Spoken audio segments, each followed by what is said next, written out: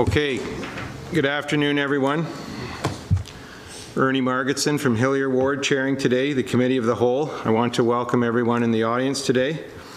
This Committee of the Whole meeting is comprised of all members of Council that are in attendance. And here comes someone right now. So, today's agenda lists all the items before committee for consideration. The recommended motions are shown in boldface. Copies of the agenda are provided on the landing and are also posted on our website. Today's meeting is being live streamed, and any participation in meeting proceedings will become part of the public record. At this meeting, any person in the audience may speak to any item on the agenda for 3 minutes. Under agenda item 5, I will be asking for comments from the audience. Please raise your hand at that time and indicate which agenda item you would wish to address. The maximum of time allotted under this section is 30 minutes and 3 minutes per speaker. Your name will be included in the Committee of the Whole report and form part of the public record and posted to the county website.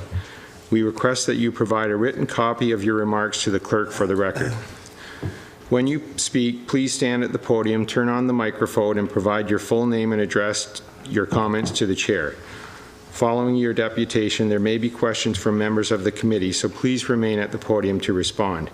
Any motion made at this meeting is not final until the council meeting of November 26, 2019, at which time the council may approve, amend, defer, or otherwise change the motion made by this committee.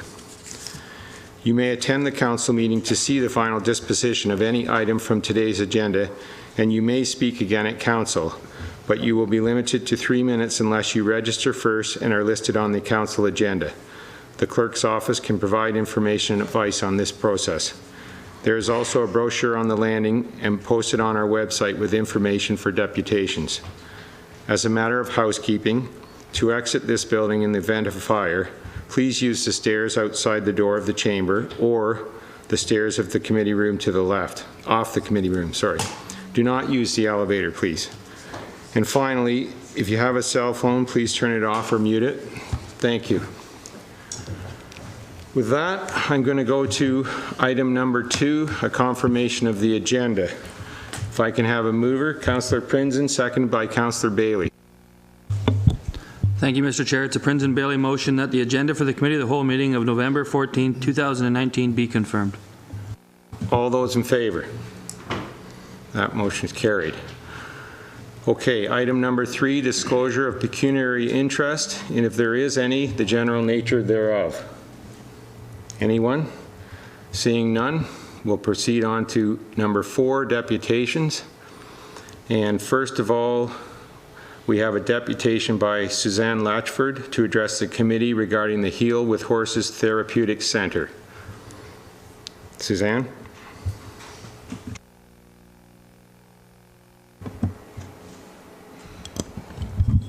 I've never done this before, so just bear with me. Can everybody hear me? So I'm going to address the mayor and the council. This is actually, I'm here today to say thank you. Last year, the municipality funded a seniors program at our facility, Heal with Horses Therapeutic Center. And it was such an amazing program. I just wanted to come and share the program's success.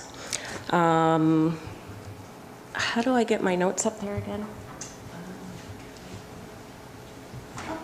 Just your videos up there. Do you want something else? Your Word document? Yeah, thank you.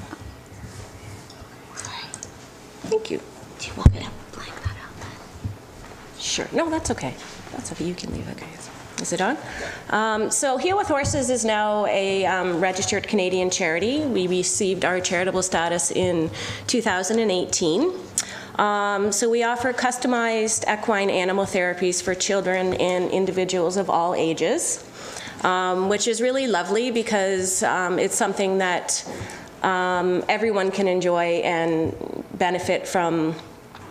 All of the therapeutic benefits that go along with connecting with horses, small social animals, and nature. So we base our entire program on sound horses, trained facilitators, and a quiet, safe space in a natural setting. These three key elements of Heal with Horses affect changes in an individual by influencing the body's own hormonal system. So our main focus is serving children, youth, and adults with autism, ADD, ADHD, and other neuropsychiatric conditions. And we do this through the Horseboy method. So this past summer, after successfully receiving the Municipal Community Grant, HWH was able to implement a seniors program. We had no idea what to expect, but we're blown away by how beneficial it was for the seniors that attended.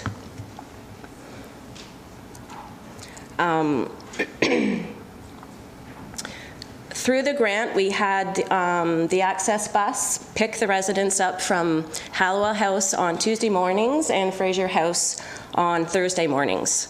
And they all came out to the farm, wheelchairs, walkers, and all. The program ran from June until September. And in September, our staff and volunteers also traveled to Hallowell House with a few of our small social animals. The response was unbelievable and very heartwarming for all involved. And again, I'm here today to simply say thank you for the Municipal Community Grant. It made such a big difference in the lives of some of our Prince Edward County seniors. We hope to be able to run programs like this every year at Heal with Horses, and if possible, the county's ongoing support will bring more programs like this to life at Heal with Horses. I would also like to share a little clip and a little video of what we do at Heal with Horses.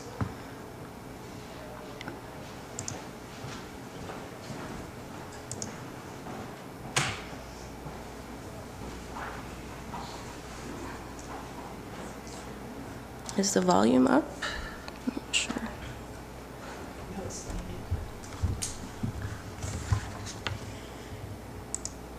There we go.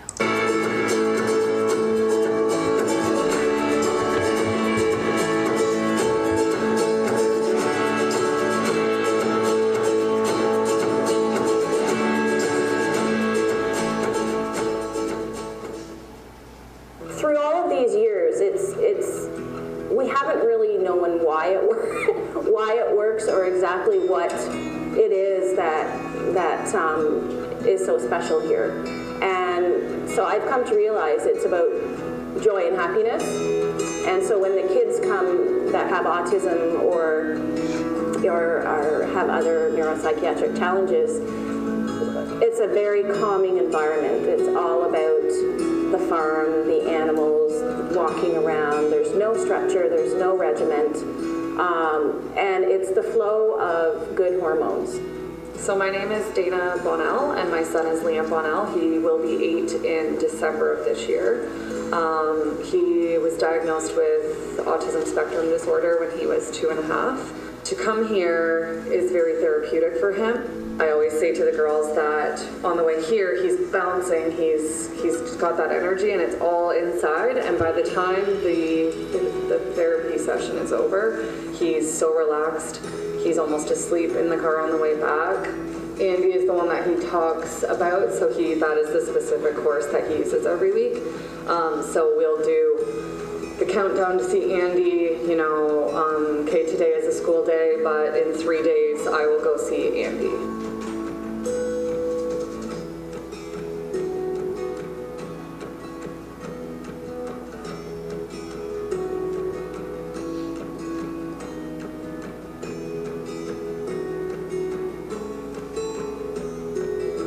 Hi, my name is Jason Pringle. My daughter's name is Leah. This is her 3rd session to start with, and she's in 3 sessions come a long way from not wanting to be anywhere really near the horse to slowly going up to touch the horse to now riding around with Susie.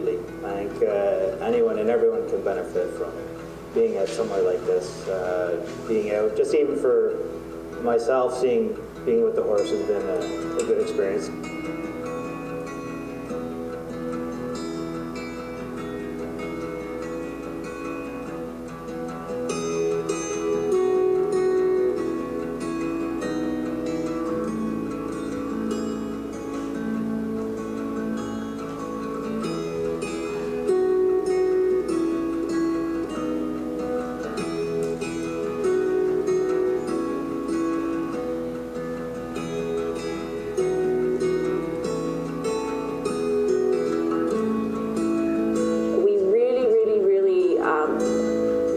self-advocacy. So getting them to tell us what they want to do. You know, do you want to go right or do you want to go left with the horse? You know, so that they feel a sense of personal empowerment. And I think a lot of their confidence just grows, their leadership, their the skin-to-skin touch on the animal.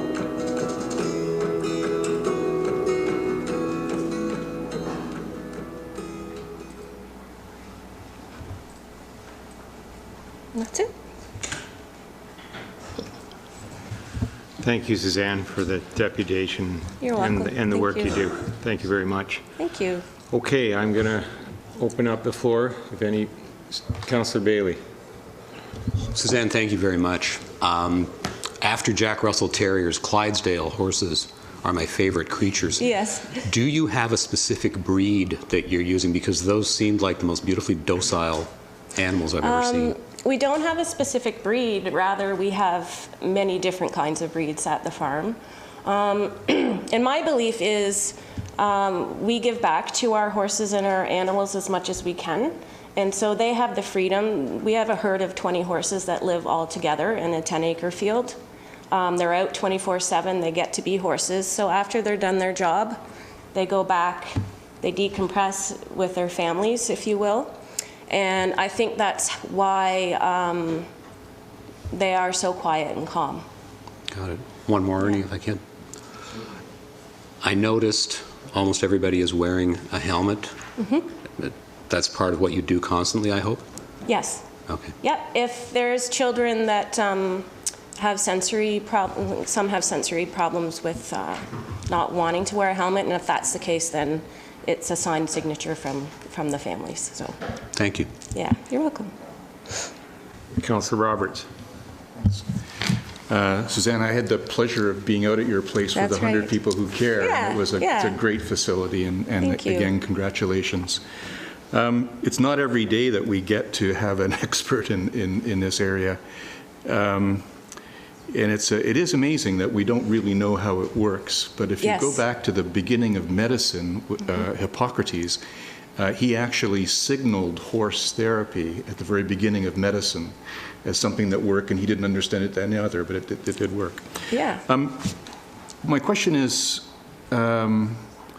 what kind of accreditation and credentials are involved in running such a helpful therapy venue?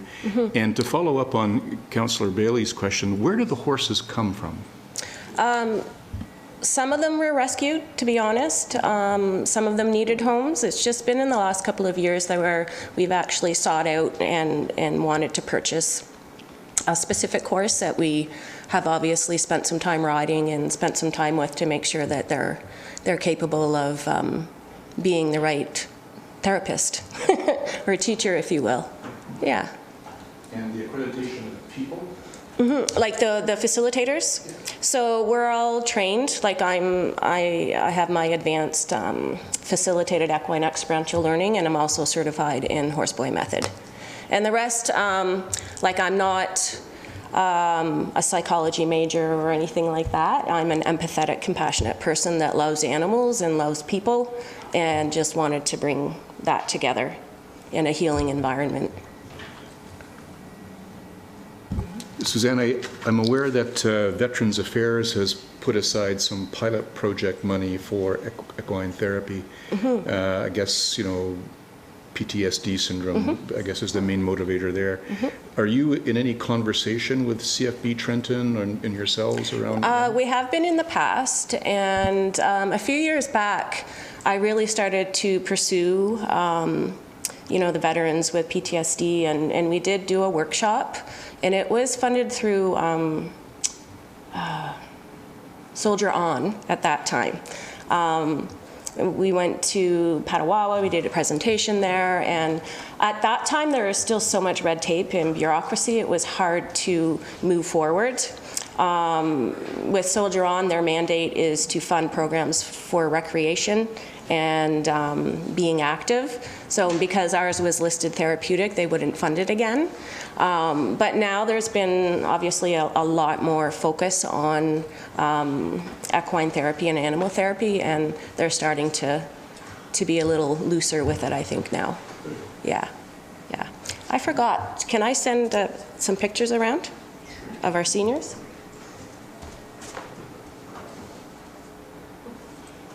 This is just what Hallowell has put together for us, and I just wanted to share that. Some of us here qualify. Yeah. They had such a great time, and it was just such a feel-good program that everybody enjoyed. Councillor McMahon. Thank you, Mr. Chair. Yes, Suzanne, thank you for the presentation. And I have had occasion to be in your facility, nothing to do with the horses. Ron was good enough to donate some soapbox cars. Oh, that's right. Yes, yes. And I'm not sure that your video explained, can you give a précis of exactly what the horseboy method is? Yes, of course. Horseboy method was developed by a father who had a son with autism. His name is Rupert Isaacson. He lived in Texas, but is actually African, or South African, and lived in England. So his son at 2 years old was diagnosed with autism, and he just started to realize that he would have spontaneous verbal. He'd start to speak when he was on the back of a horse. And so Rupert, being a horseman, started to develop the method that way. And they actually traveled through Mongolia for 2 weeks on horseback. And they visited some shamans. Rowan was 5 at that time. And during their trip, like he became toilet trained. He was incontinent till then. And so it was just all of those cues that his father took and started to actually put a method together. And we had Rupert come with his team in 2014, and they trained about 20 of us in the horseboy method. So it's very, very specific to neuropsychiatric conditions, so anything to do with the brain. And that's why, I mean, we've opened up to all ages now. Like, there is no age limit. So, which is wonderful. It's good for everybody. And it really is about the feel-good hormones coming to life, which is serotonin, oxytocin. When you're around animals in nature, especially riding, that rhythmic motion, it affects the cortisol in your brain, which is the stress hormone, cuts it down. And so, you know, in the farm, it's not a 5-star equestrian center. I think you could see that. And it's very specific that it's not, because you don't want people feeling stressed. You want them feeling relaxed. So when everybody comes, like the parents feel like they're a part of the family. The kids do. They think it's their farm. They know all the animals by name. They know most of the ages. Some kids come, they don't ride. They just want to hang out with the goats and the pigs and go for a walk. Some kids get lots of benefit, or individuals in general, out of riding. So that's why it's so open, and we're actually the only farm in Ontario that offers what we do. So we're very unique. Thank you. Mm-hmm. Anyone else? Okay, if I can have thank you, Suzanne. If I can have a motion to receive the deputation, please. Councillor McNaughton, seconded by Councillor Roberts. Thank you. This is the McNaughton-Roberts deputation that the motion that the deputation by Suzanne Latchford regarding the Heal with Horses Therapeutic Centre be received. Thank you. Thanks. Thank you, Councillor McNaughton. Okay, we'll move on to... Oh, sorry. All in favor of receiving the deputation? Thank you. That's carried. Okay, on to item 5, which is comments from the audience. Is there anyone in the audience that would like to speak today on any item on the agenda? Seeing none, we'll move on to 6 items for consideration, and then to item 6.1. So, can I have someone put that motion on the floor, please? Councillor McNaughton, seconded by Councillor McMahon. So this is the McMahon motion that the report of the Corporate Services and Finance Commission dated November 14th, 2019 regarding 2020 council remuneration be received, that the recommended council remuneration for 2020 be approved as follows: Mayor, $49,229, Councillor, $24,615, Committee Chair, $1,698, Committee Meeting Chair Honorarium, $138, that the kilometerage rate for council and staff remain unchanged. Thank you. Does anyone want to speak or debate that motion? Councillor Prinzen. Thank you, Mr. Chair. I think I'll take the first crack at this.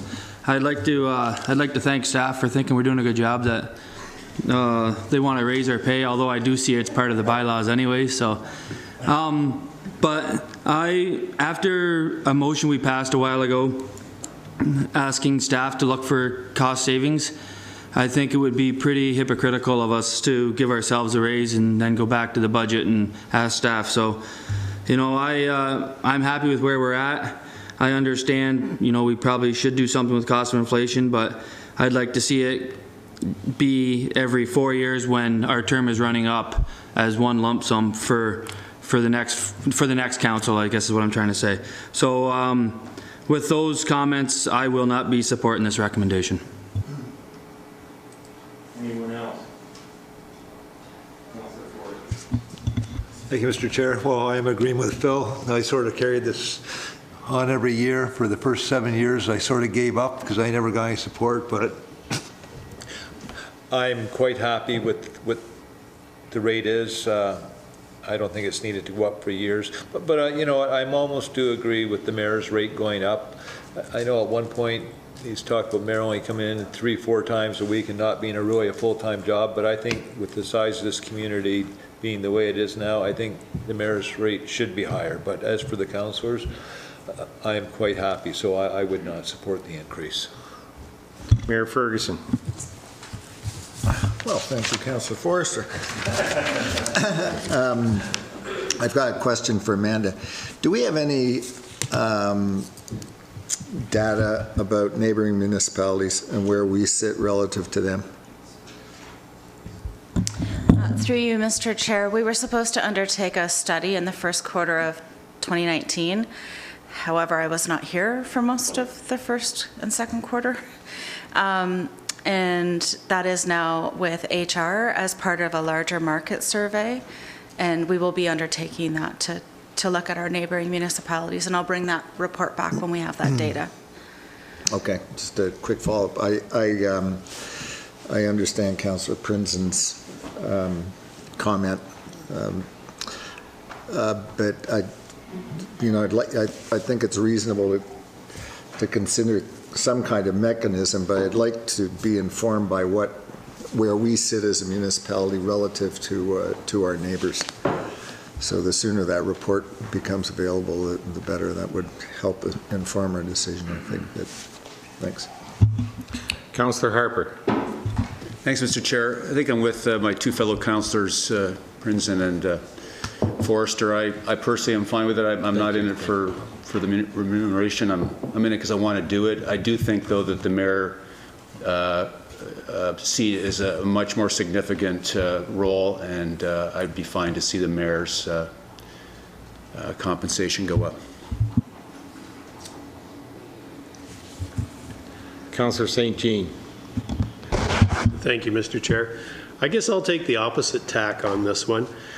Every time a council goes through this process, there's always a few people that wish to make the exact same statements. I get that. When I was here in a previous term, there was great discussion and obviously great angst amongst councillors about giving yourself a raise. No politician likes to do that. It doesn't look good to the public. I've always felt that this should not be a decision that is made by council.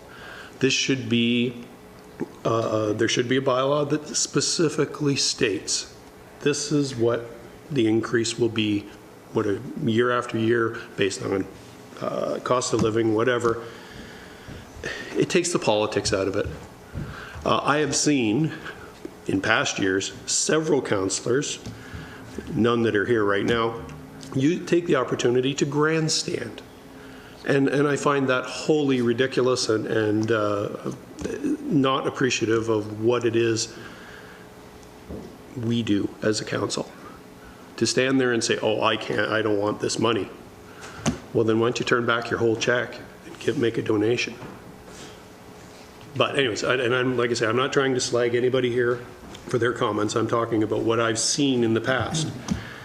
So I disagree. I think it should just, it should just be a standard process that we go through. It's cost of living, move on. Thank you, Councillor St. Jean. There is a councillor remuneration adjustment policy. Perhaps the commission or the director would like to speak to that. I was just going to point that out, that there is a procedure in place, a policy in place to address council remuneration, and it is to be adjusted annually by CPI. That's why I brought the report before you, because we do have a policy and we do need these figures going into budget so that I know what I can put before you in the council budget that you've approved, your increase by CPI only. Thank you. Councillor Bailey. One concern I have, I agree with the idea, but before I became a councillor, I attended seminars put on by Councillor McNaughton. The issue there was trying to attract, and I'm going to be blunt, younger women, very often single mothers. This does not attract those people, and unfortunately attracts retired, as another friend said, old white guys who can afford to do this. So I think we have to watch where we go. We got to make it attractive to people going forward somewhere along the line. So again, this time around, don't do the increase, sure, but going forward, we've got to try to make the remuneration attractive to getting in people who couldn't otherwise afford to be here. Thank you. Councillor Roberts. I support this recommendation from staff. I think it is policy. Sometimes it's easy to confuse what is popular with what is at risk in establishing precedent.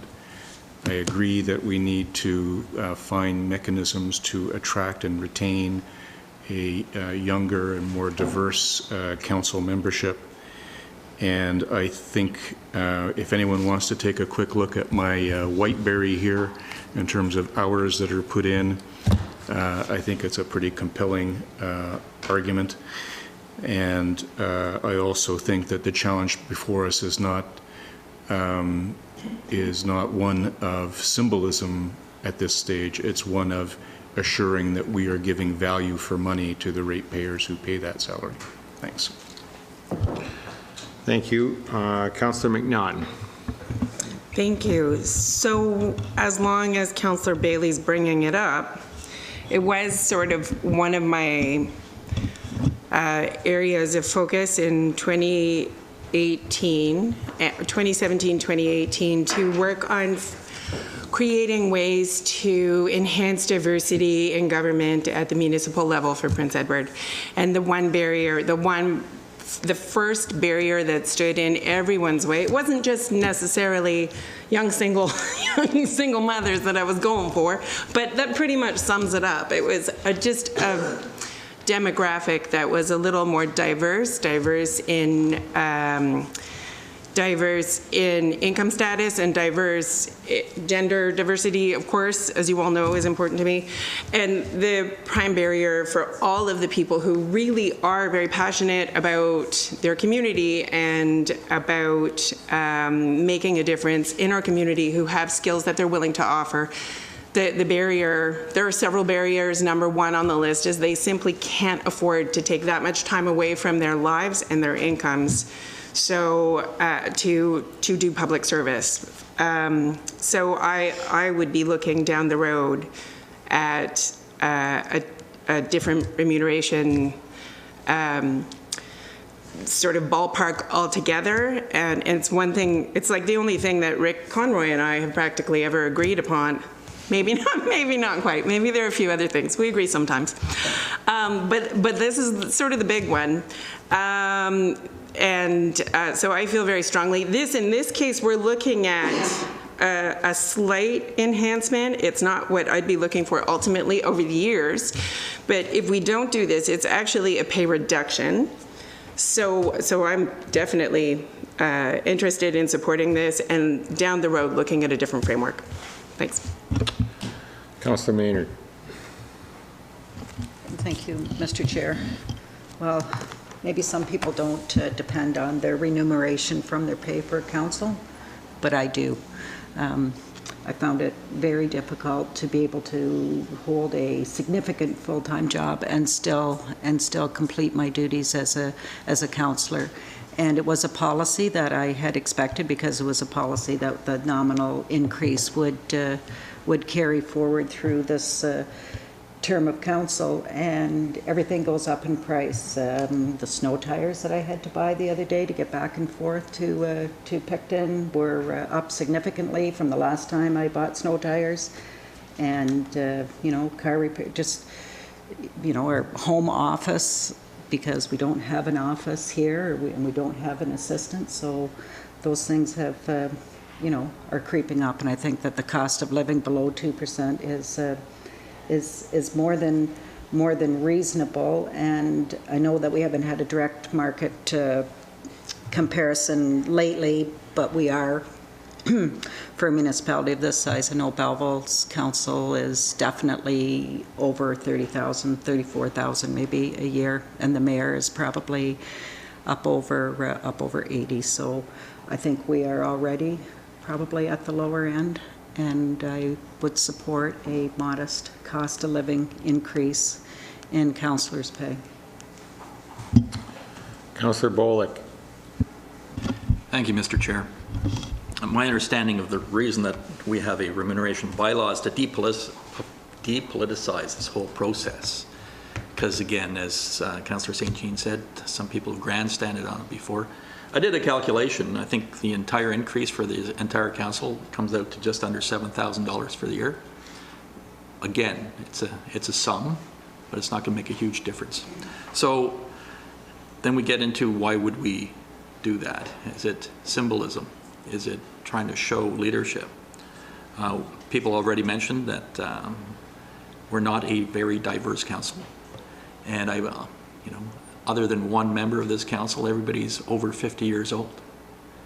We represent one demographic, and one of the more important demographics is the young folks who are all leaving the county because they don't feel comfortable here or can't find a job here.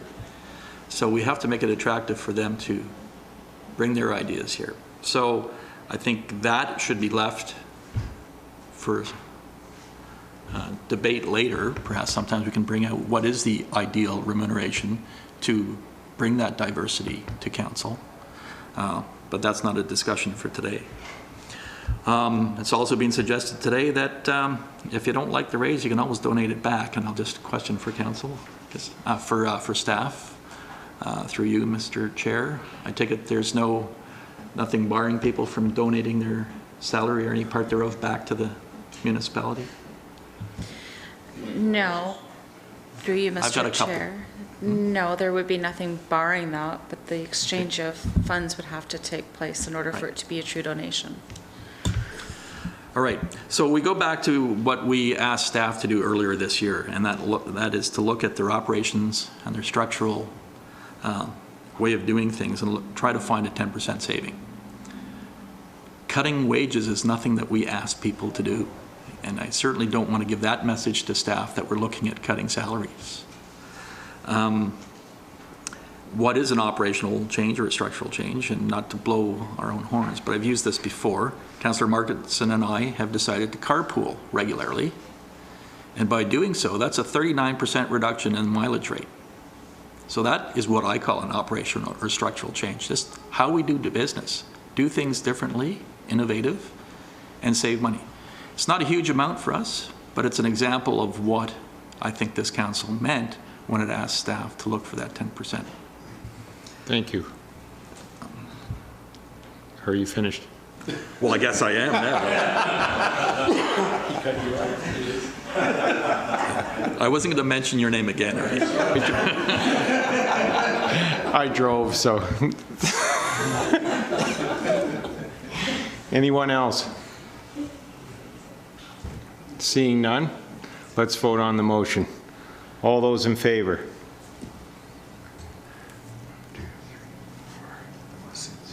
Opposed? That motion's carried. Thank you. Okay, so let's move on to item 6.2. The report from the Community Development Department dated today regarding facilitated priority review session. If someone would be good enough to put that motion on the floor. Councillor Prinzen, seconded by Councillor McMahon. Thank you, Mr. Chair. It's a Prinzen McMahon motion that the report of the Community Development Department dated November 14, 2019 regarding the facilitated priority review session be received. Thank you, Councillor Prinzen. Would anyone like to speak to that motion? Councillor Roberts. Thanks, Ernie. Question to staff. Okay. I just thought there was a little conversation going on there too. Anyway, Emily, with regard to the item foster economic growth, I didn't see anything in the language that refers to economic diversification, which is, you know, when you're managing a stock portfolio, for example, you're interested in that. And we are pretty reliant on the tourism industry. And we have talked in a previous iteration of the commission when I was chair about looking at that term diversification. I'm wondering, was there a discussion and a deliberation around that? And is that, could you explain why it's not there?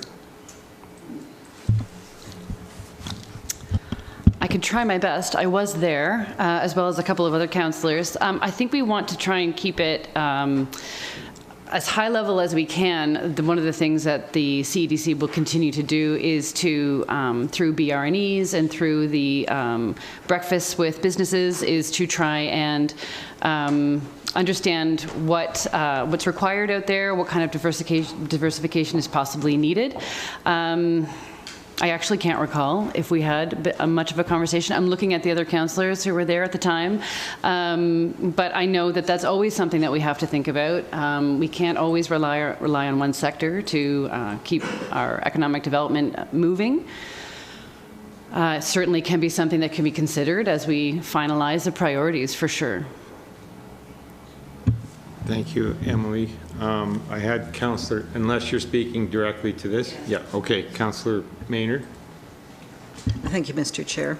And just to kind of, with what Emily has said, there was a long list of topics, but we really did try and get it to something that was manageable so that we could stay focused. And I think if you look under, and there was talk about, I would say, looking outside of the tourism industry. So if you look under priority 3, the foster economic growth, it talks in broader terms of attracting and supporting startups and expanding businesses and you know, understanding the challenges of businesses. So I think it was intended to be a more holistic approach, but if we had have put everything down that we came up with in the two different groups, you know, bringing their stuff together. We just tried to keep it in manageable bites, and I think that there is a recognition, and I think that this is stated such that we should be able to make sure that we're looking at diversification. Yeah, I just add a little bit to that. Like even at the last meeting, there was a grant process. I think it was grant where there was going to be a breakfast television show coming up later on this year, and the groups they were looking at, and this was in the tourism sector, but basically the same old, same old. And I'd asked them at the time, how come we're not looking outside the box here? And I brought up the fact that there was drag races up at Loch Lloyd. They also had snowmobile races at Isaiah Tubbs this year, which were drawing in hundreds of people with families, staying overnight, going out to different places. Not just, and nothing against wineries, but not going to the wineries, there's a much broader area, just like in the summertime, there's the fishing tournaments, there's other areas that we could promote for the county that would bring in a different group of people at different times of the year. So Todd did hear that, and I think they're going to move towards that a little bit, but it's trying to get everybody to look at, not just keep on working out one thing, let's spread it out a little more. And that's just on the tourism side, and I don't have to speak to what Janice did already, but yes, I think there needs to be a broader scope there, and I'm still forming my opinion on this group here, and a few more meetings. There's different things I would like to see happen within that group. Councillor Nyman. Thank you, Mr. Chair. Just going to that priority 3, foster economic growth, part B, the resident attraction retention, including newcomer physician recruitment and high-need healthcare professionals such as optometrists. You don't know if you can answer this now, and if not, then I'd like it on the next committee of the whole meeting, is an update on how are we doing with trying to attract new doctors, or because it's right now it's hard to get a family doctor. So where are we with that? I can speak to that a little bit. It's not a project that I'm personally working on in the Community Development Department through the chair. But we're working fairly hard at that right now. I think it says in the bottom of the report that a lot of these activities are already underway, and physician recruitment is definitely one of them. We're working on a fairly involved project right now. We're kind of bringing in immigration attraction. We're looking at marketing, who we're talking to, and I'm sure that we could probably give you an update at some point once we've got a couple of those programs in place. But it's something we're actively working on right now. Just a quick follow-up. So could we have a report on how we're making out attracting new doctors at the next committee of the whole in December? I don't know if I can answer that question. Perhaps the clerk can. Or maybe one of the councillors on the, Councillor Forster? Well, it was interesting. At the last meeting, we had Debbie from the health team do a presentation. We do have 23 doctors. We do have 4 nurse practitioners. Right now, we are at the level that we need to be at. So we're sort of that magic number, 1,000 people per doctor, but we are going to have doctors retiring. This is something the family health team continues to work on. Interestingly enough, Dr. Koval spoke a little bit about it, and he said, you know, a lot of doctors coming down here are also looking at a different way of life too, where in the past some doctors would roster 1,500, 2,000 people, where we have doctors now that are rostering 500 people. So there's a little bit of imbalance there, but they are working on this. But maybe I'd ask, I think that was a good presentation for everybody, and we should have Debbie come here and do the presentation to council. If I may, through the chair, the clerk has just said that she can share that presentation with council if council would like to see it. But it might be nice to have Debbie and Dr. Koval come and do the presentation here. Okay, thank you. Do you have a follow-up? Yeah, just a follow-up. So can we have that for the December committee of the whole? Go ahead. Through you, Mr. Chair, there is no December committee of the whole scheduled, but we could see if they'd be available for the November 28th meeting or the first committee of the whole in January. Great, thank you. Now did you have another question, Councillor Roberts? You had your hand up. Well, Councillor Maynard then? Yeah, just so if you if you can go to our to the Community and Economic Development meeting from October 28th, and the presentation by Dr. Kernowinski, something pretty close, is posted there. And then we also at that meeting committed some of the community development funds towards the doctor recruitment. So, I mean, there is quite a bit already posted. If you just go to that CDC meeting from October 28th, the presentation is listed. So quite a bit of the information I think you're looking for is in there. And so they are on track, and we are limited by the province actually as to how many doctors we can, have per population. So I think right now we're tracking well, but they're making plans to, as Councillor Forrester said, for the doctors that will be retiring. Thank you. So we're going to try and get that on the November 28th? Yeah, I'd still like it on the November 28th meeting, such as what Councillor Forrester said. To you, Mr. Chair, I will say, Councillor Nyman, that meeting is quite content heavy already. If it's sufficient to give you the presentation materials that states the statistics of the physician recruitment and get them to come back with an update in January, that might be better. And the live stream is also available at the CEDC meeting.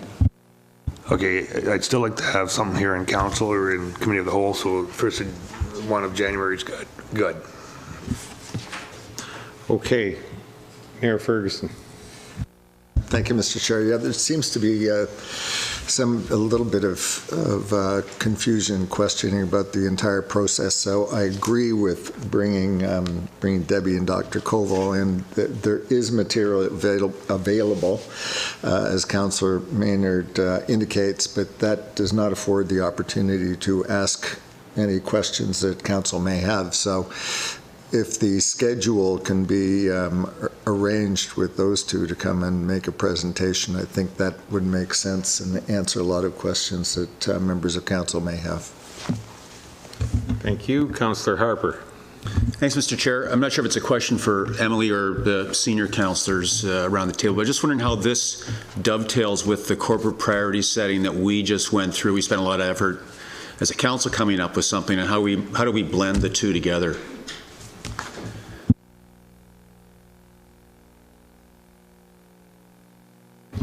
I can answer that through the chair. The intention is to coordinate the two very much with each other. The priorities set out in with the CEDC, to use a term used earlier, dovetail quite well with the corporate priorities that will be coming forward to the next committee of the whole meeting. Really, they all link together. Thank you. Okay, Councillor Roberts. Thanks, Ernie. Emily, I feel like you're being put on the spot. And so, an observation. So an observation is that under item 5, dealing with support of agriculture, it's pretty light to my read.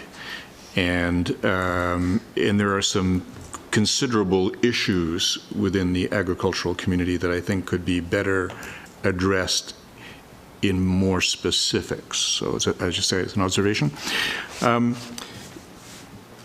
would have liked to have seen something that addressed, expanding the agricultural sector through, product development, that kind of thing.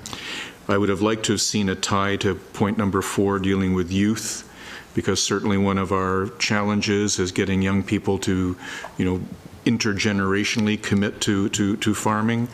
We could do more through 4-H. We could do more through the high school, through our local, Prince Edward Federation of Agriculture.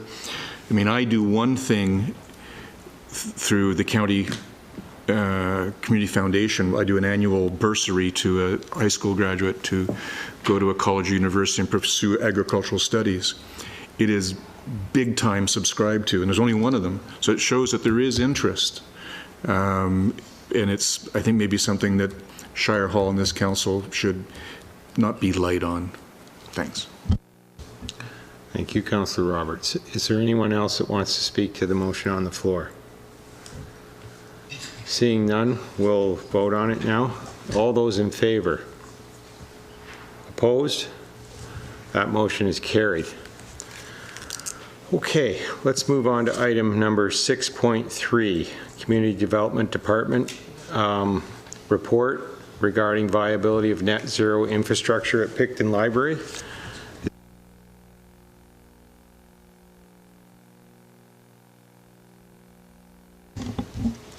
This is a Bailey St. Jean motion that the report of the Community Development Department, November 14th, 2019, regarding the viability of net zero infrastructure at Picton Library be received. Okay. Is there anyone who wants to speak to the motion before us? Councillor Bailey. I am disappointed with this, but I am not specifically surprised. It checked the boxes that we've been looking toward. It was dealing with net zero, therefore our climate emergency. It was going to be somebody else paying a large sum of the money. It involved my constituents, members of my community, not just Mr. Ambrose, but Angus Ross, Pamela Stagg, bringing in their expertise to put this forward. With that in mind, I will be in favor of receiving this. I will be suggesting an amendment that I think Madam Clerk and I can work out the language. I do have issues with certain aspects of the report, one of which is, sorry, I'm on page 20. The library has already paid for professionally commissioned drawings which provided the basis for a tendering process which is already closed and ready to be awarded. And I think that might contradict what we came up with on September 12th, Committee of the Whole, where Nyman and Bolick suggested that the report of the Board of Prince Edward Public Libraries dated September 4th, 2019, regarding a tender award, Picton Branch Expansion Project, Contract 2019-PPL-39, Picton Public Library Renovation and Addition, be referred back to the Board of Prince Edward Public Libraries and applicable staff to address council concerns and work within the approved budget. So I thought we'd sent it back, but now we're looking at it as if it's a done thing. So I don't quite understand the language on that one. Also it says, no, that's a whole other thing. The library board having spent $238,220 in consultant reports, including engineering reports. I got the financials from Amanda, and I couldn't find those. So I would love to find out from staff where that number came from, because I can't find it. But again, to me, we've got a bit of a cart before the horse thing again, where the tendering process is closed and ready to be awarded, but we sent this back to address council's concern and work within the approved $20 million budget. Just comments, but it does leave a few things unsettled, if you will. And again, I don't know, Madam Clerk, when you want me or need me to suggest the amendment, but please let me know. Thank you, Councillor Bailey. I think the $238,000 in consultant reports was for all consultants, not just the assessment of the viability of geothermal. But that's my understanding in my meetings with the library people. Okay, again, it may be me not seeing it, but I couldn't find it in the financials. Okay. I had Councillor Forrester next. Very interested in this as we move forward and want to implement these sort of programs in any of our government buildings. And I don't think we've really come to grips yet what the cost will be of declaring a climate emergency. And as we put, this is just one little project here. We now have to think about this in everything we do. And we're going to have to come to terms with the fact that this is not going to be cheap. It's the right thing to do. But maybe there's going to be a time in the next few months that we should sit down at a closed session and say, where does this really take us and how are we going to tackle this? Because it will now affect every budgeting decision that we look at, and it's going to be substantial costs. When the library first came to us was back, I said, where are the green initiatives in there? And they had, at that time, very few plans. This should have been built in initially into the initial cost, so we could have looked at this in an objective way instead of adding it on at the last minute. And whether or not the library has already spent this much money, this is a brand-new building that could be in excess of 2.5 million, and not to have this put in there would just be silly in my mind. So how we come to terms with this yet, I'm still not quite sure, but it's something that's going to have to be done. Thank you, Councillor Forster. And I don't know if the life cycle costs were adequately articulated with just the capital, but did you have something to add? Through the chair, I was just going to say that the tendering process as it is a sort of a finite process. So that tender went out, that tender was completed. And whether they will come back to you, I would assume, as the motion approved was stated. But the tender process itself was undertaken and completed as far as it could be completed without council approval. And that was the only thing I really felt I needed to speak to. Thank you, Emily. Councillor McNaughton. Thank you. Hey. So I'm interested in the paragraph at the end before the strategic plan priority implications that says, while not suitable for the library expansion, specifically the consideration of incorporating net zero energy infrastructure in new builds or renovations of municipal buildings has merit. Especially now that council has declared a climate emergency. Is there anything currently in the works to create a policy around that? Or is there something that we should be referring to staff at this time to help you have an opportunity to look at that? Or is that something that you could comment on at this time? Through the chair, at the time that this report was completed, we didn't have an environmental committee terms of reference formed yet, but otherwise I probably would have perhaps put in here as a recommendation that it go to a committee such as that, so that when large renovation projects or a new build, who knows, comes along, that this type of funding for this type of project really needs to happen at the very, very onset, because there are costs involved. The funding is great, but it's 15% of a project. Really good financing, great financing for a loan. All is very useful and helpful. The most bang for your buck is in the engineering reports, where they pay for 80% of that. So really you need to know that you're going to try and achieve net zero from the very beginning in order for it to hopefully come to fruition. And really FCM, who has this funding in place for municipalities, you really have to achieve net zero before you get that funding. So there's a lot of work that needs to happen at the very, very beginning. Thank you, Emily. Welcome. Follow up. Yeah. Thanks. Have you had an opportunity to explore any of their other funding sources? Because you're nodding. There you go. I'm always exploring funding sources. Through the chair, for the purpose of this report, it was very specific to FCM and their municipal green program, so I really didn't go any further for the purposes of this report. So you weren't able to ascertain whether there were programs that allow people that allow communities to retrofit necessarily without achieving net zero? Through the chair, this is the only net zero specific funding that I saw. There is some green funding out there for infrastructure. At the moment, there's a Investing in Canada infrastructure program green grant, but it is for water, wastewater, which we are looking at. There are grants out there. They're few and far between, and you really need to put in quite a bit to get anything back. The FCM one is by far the most specific to municipality trying to achieve net zero. Thank you.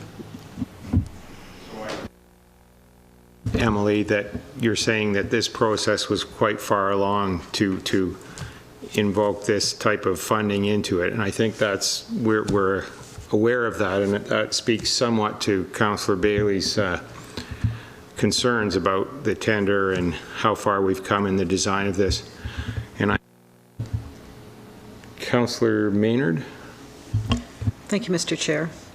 Well, my first question, on page 19, it says, in consultation with the library, and it says staff has determined that net zero infrastructure process, is that, which staff is that? Is that the is that the author of the report, or is that the library staff?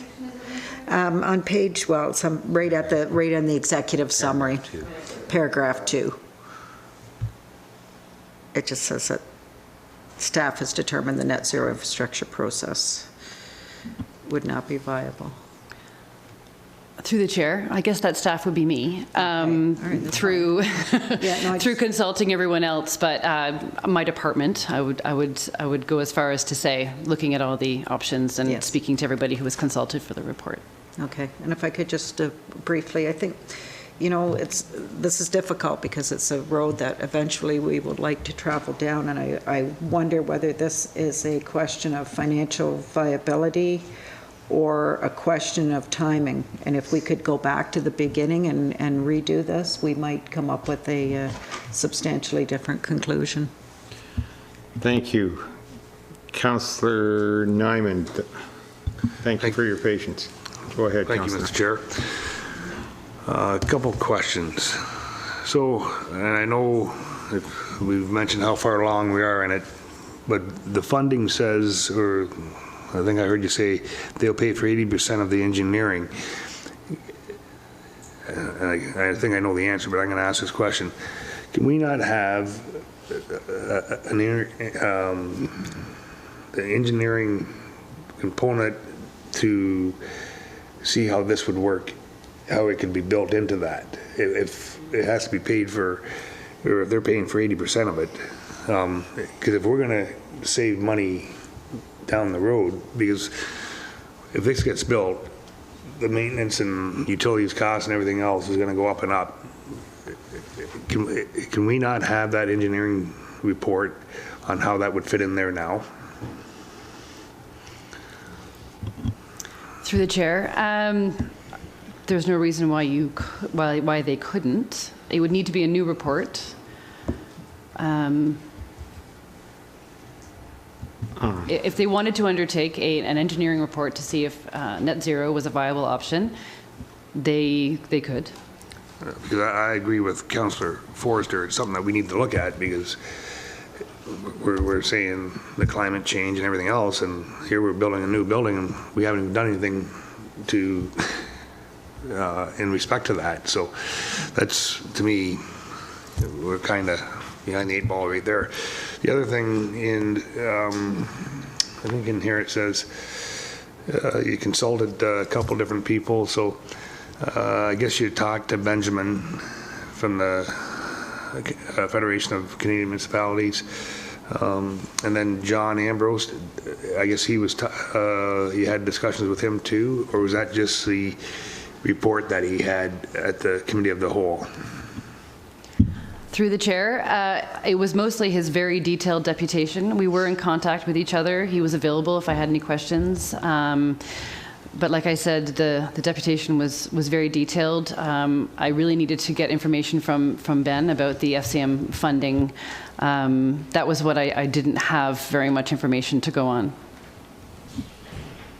So, Mr. Chair, I just don't know how to do that. How do we go about seeing about having that engineer report to get that, see if that'll work in the situation? Well, first of all, there was an engineering report done by the library. It may not have touched on all the aspects required to get an FCM grant for net zero, but I feel they did do a feasibility on geothermal. And I feel that that might be a start if you could get that report and see what there is an excerpt in here, but it's not in fullness that we can see what was examined, whether there was geotechnical or otherwise, that they came to the conclusion they came to. But this report, it uses that previous work to substantiate the recommendation, I believe. Thank you. What you have there as an excerpt through the chair is the sum total of the engineer created their engineering report for the library board. In retrospect, the engineer was asked to go back to his report and try and understand if net zero could be achieved and what that would take. And that email is his findings on how he felt net zero could possibly be achieved, if it could be achieved, and the cost of doing so. It's not in itself another report, which would then have to be done specifically, I would imagine, to suit FCM's eligibility requirements. It would probably have to be a brand new report. Yeah, and as I recall, there was a disclaimer in there Yes. about the cost estimates. And as I said previously, the full life cycle costing of this wasn't in the report either. So the capital versus the long-term operating maintenance. So I had Councillor Harper. Thanks, Mr. Chair.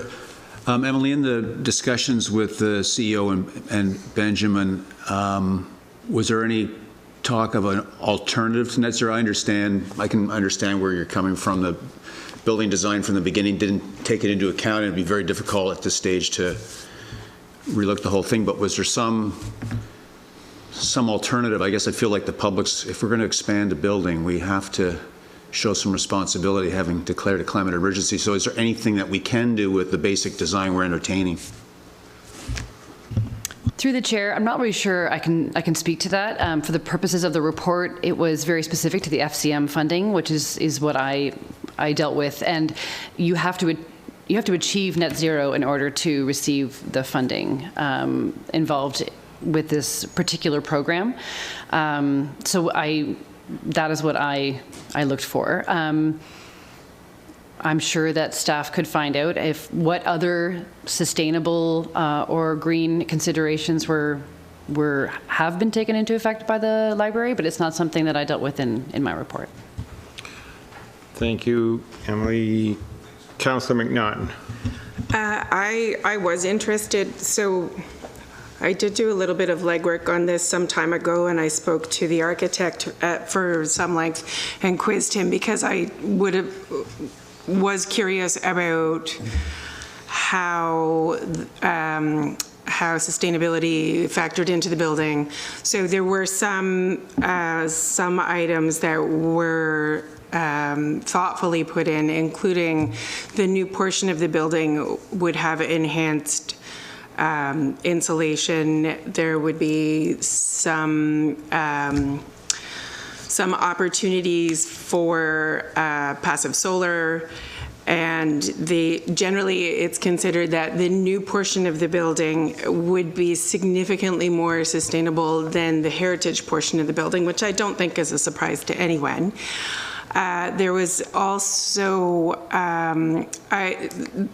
several years ago, the idea of ground source heat was considered, and they did do some legwork, and that was a line of questioning that I had with the architect, and he did do considerable research to discover whether it was an option at that time. It wasn't considered to be feasible for that particular build, and I got my questions answered satisfactorily, but unfortunately didn't bring my notes today because I had a number of questions. There was research that was conducted by the architect that included speaking to other institutions that had included technologies that could have been considered for this site. This particular technology at that time wasn't considered suitable for the site. So retrofitting down the road, when programs do become available for other types of technologies, I think would be really wonderful, particularly if there's a way to, when new solar starts, when new solar evolutions become available, there might be some opportunities there. So I'm very hopeful that there might be something in the future. I do accept at this point that this particular technology wasn't going to work very well. So, thank you. Okay. Mayor Ferguson. Thank you, Mr. Chair. Just an observation. I think a lot of these questions are should appropriately be placed with the library board if and when they come back before council. I mean, in and of itself, we have the staff report and their assessment of the proposal was put forward. But a lot of these questions really, as I say, I think have to be asked of the library board if and when they come back as to what steps have been taken. Thank you. Councillor Bailey, do you want to make an amendment to the motion? If I may, that staff in collaboration, do you need to slow down? That staff in collaboration with the Environmental Advisory Committee explore the viability of implementing net zero infrastructure at municipally owned facilities/buildings, just as an amendment to this. If I can get a seconder. Councillor Nyman. Did I have a seconder? Councillor Nyman?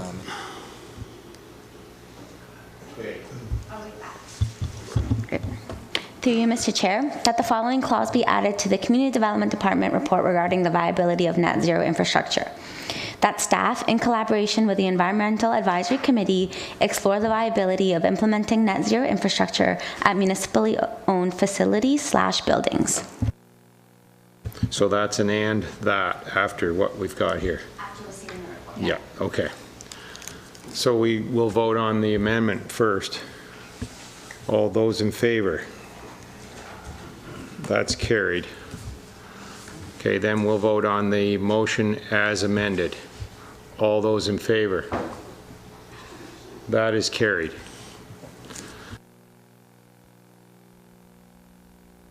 Point 4, which is a report of the Operational Services Department regarding 2019 replacement playgrounds at Roblin Lake Park, Westfall Park, and Fawcetteville Park. If I could have someone put that motion on the floor, please. Councillor Nyman, seconded by Councillor Harper. Thank you, Mr. Chair. It's a Nyman-Harper motion that the report of the Operational Services Department dated November 14, 2019 regarding 2019 replacement playgrounds, Roblin Lake, Westfall Park, and Fawcetteville Park be received.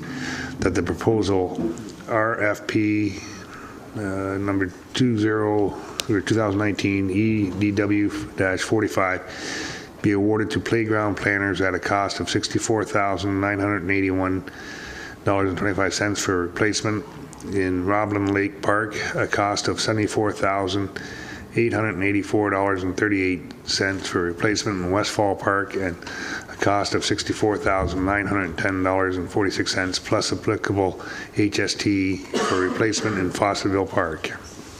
That the following budget increase be approved for playground equipment: $8,373 Roblin Lake, $8,346 Westfall Park, $8,173 Fawcetteville, and the additional $24,892 cost be funded from the Capital Sustainability Reserve, and that a bylaw to authorize the execution of an agreement between the County of Prince Edward and playground planners be brought forward to Council for enactment. Thank you, Councillor Nyman. Okay. Anyone want to speak to the motion? Councillor Nyman. Thank you. I guess the tender went out in July, and here we are in November now, and now we're trying to get it, figure out, I guess, what we're doing. So I guess the extra $25,000 is to remove the old equipment, I guess. In the report it said that staff time would be used for that, but now that winter's here, we don't have the staff time. But you can correct me if I'm wrong, but this wouldn't be done until spring anyways, so by that time the winter maintenance will be gone, and we should be able to allot staff time to remove that, to save that $25,000, should we not? Through the chair. Yeah, at the time the tender was allotted, it was presumed that we could possibly use some staff time and as training on equipment to remove the old playground structures and remove the existing sand base that's around all the structures.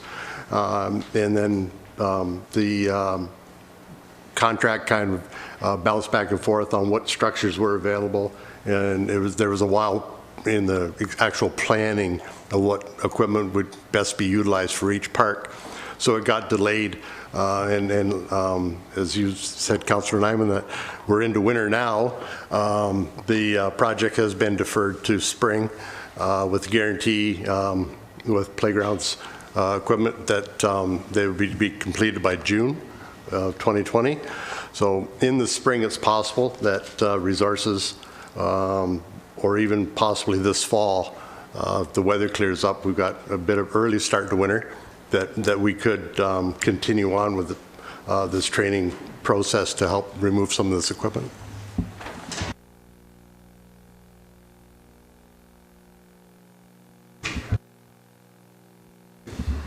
Pat, I'm going to direct this one to you here. As you know, we're looking for a 10% reduction across the board, right? When I look at this, $25,000, and if I was to come to you directly and say, I want you to make this happen, let's use overtime for weekends, 3-4 guys, a couple pieces of equipment, tractor, backhoe, $5,000, $10,000. If we're going to be serious about moving ahead with the reduction in costs, I cannot see this sort of stuff coming to me with explanations of why this is a cost. Somebody behind the scenes has to say, I can't even bring this to council because somebody's going to question this saying, this is stupid. 25 grand to remove some equipment and to move some sand around is absolutely ridiculous. And if we're ever going to look to do anything close to that 10% reduction, this sort of stuff has to come to council. Because like I say, you know, I go back to the days, if this came to me, I'd say, give me a break. Make this happen with our guys, whatever you have to do. Don't bring this silliness to me. And you know, that's really harsh, but that's the reality, what we're going to be seeing. If we're any hope of trying to find 10%, this sort of stuff can't come to us. We got to find a way to make it happen, either on overtime, and it's still going to be a lot cheaper. Like, how long does it take to pull out playground equipment? And I could give you all sorts of examples, and I think you know what I'm talking about here, but when this comes to me, this just drives me nuts. Is that good for you, Councillor Forrester? That's good. Okay. Well, I'm sure a lot of other people are thinking it too. Councillor Maynard. Thank you, Mr. Chair.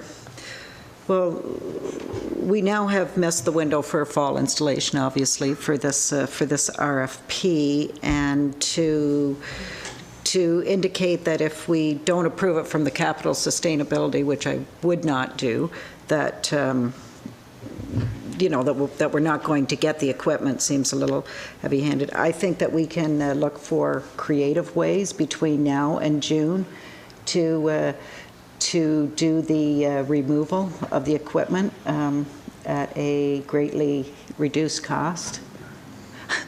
I know one recreation committee in particular, if you give us a wherewithal, you know, we've already had a couple. When I seen this, I showed them, and and I get that these are prices for the contractor wherever they're located, Toronto, Ottawa, or whatever, to drive down here and remove equipment. And first of all, Westfall really doesn't even have any equipment left in it. There might be a swing and one slide or something, right? There's nothing there really left to remove. So we need to find a way. Yes, I want to go ahead with the RFP, but I think between now and the spring, because we're going to get some breaks in winter weather too, where you may have some staff that are not necessarily brushing or ditching. I'm thinking, one good day per park, it's probably, you'll have to move the playground equipment, but the sand in most cases can be recycled in a cost-effective manner. So whatever amendment we need to do to this, I'm not supporting the that $25,000 for an outside, playground company to do it. I mean, it's kind of troubling that the removal was not thought of in the original RFP. $25,000, that's got to be almost half a year's pay for some of our operations guys. So I think we can find some way, and I know that there's a recreation committee that will be more than happy to help you in that endeavor. So I just suggest that we accept the tender so that holds the prices, and we have the equipment delivered in April, and by then we should be able to have something figured out. Councillor Harper. Thanks, Mr. Chair. Yeah, Pat, I was just wondering when the project first was thought through, and the idea of using staff to do that, which I think makes a lot of sense. What was the expected time of staff to do that tear down anyway? Does it come close to 25 grand, or is that the sort of the price of having to outsource it? Through the chair, the idea was for staff to do it at the end of construction season, to work it in. Again, as training purposes for newer operators, or we were asked to get a price quote from the contractor if staff couldn't perform the duties, if it came down to it. So the plan was for us to do it in-house. Unfortunately, the prices are somewhat high. $24,000, but we're just going with the figures we were given. So it was expected to happen earlier in the fall, and with hopes that the playground equipment would be installed this fall. It didn't work out that way by the time we determined what types of equipment would be best suited for each park. So.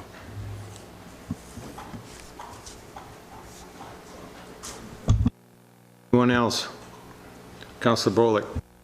Thank you, Mr. Chair. Through you, Pat, I hope you don't go away today thinking you're being beat up here by council. I think that the message we're trying to send is what we're looking for is innovative thinking. Let's we know what our target is. We're trying to reduce costs. If so, things like that, give us choices. A lot of reports that we see say this is what it is. But what you're hearing here is give us some innovative things. Give us 2 or 3 choices, and let us make the hard decision, and then you're just stuck with implementing it. So that's my thinking anyways. Thanks. Councillor Forrester again. I'm just going to point out one more thing. I look at the increase in playground equipment costs and that. It's amazing, come every September, October, probably in the last 3 weeks, I've received pamphlets from all the major playground companies, washroom companies, because I'm in the business, and they send this all to me. And most of them are offering that right now. I was dealing with somebody yesterday. I buy it now, I get a 30% discount, and I pay in the spring. I put down 30%, get a 30% discount, I pay in the spring. And this is almost every single supplier that I'm dealing with for next year's projects. In my industry, so I look at playground equipment, and these aren't little ones, same thing. So maybe some of the suppliers we're dealing with aren't good suppliers, because they're all offering discounts right now in November, because they want to guarantee their sales or sell off last year's stuff. So this is sort of stuff that I see all the time where there's significant savings to be had. Just a comment. Thank you, Councillor Forster, and I'm going to follow up on that just myself. I noticed that the price for the playground equipment is very close to the budget, and I've heard the word tender and proposal, and I'm wondering if there were a number of companies that bid on this, or did you, because it was a request for proposals, did you negotiate with this company to get the most equipment for the budget? It just doesn't seem clear how this. Through you, Mr. Chair. The RFQ was put out for proposals for playground equipment. I believe at the time there was about 5 bids from different organizations, and they were given a certain amount of money to provide what they could, the best bang for the buck, if you will, for each particular site, based on the needs for that area. So you gave them the budget and then evaluated what they could provide for that budget. That's why it's so close. Got it. Thank you. Councillor Nyman. Thank you, Mr. Chair. So I'd like to make a motion, if I get a seconder, to remove the $24,892 cost. And we've already budgeted for that, to replace the equipment, so I don't think we should be adding an extra $25,000 to it. So if I get a seconder, I'd like that removed from the motion. So as I understand it, Councillor Nyman, you would remove the third clause. And I have a seconder in Councillor Bolick. Go ahead. Through you, Mr. Chair, Councillor Nyman, if you're amenable, so that the third clause be deleted in its entirety and replaced with the following. That operation staff work on the removal of any remaining equipment or site preparation for the playgrounds of Roblin Lake, Westfall, and Fawcetteville with minimal budget increases, and that the additional costs, should there will be costs, be funded from the Capital Sustainability Reserve? No? Can I just ask, what was, can you just say that last sentence? It was about where it's, the extra cost is going to come from where? What extra cost?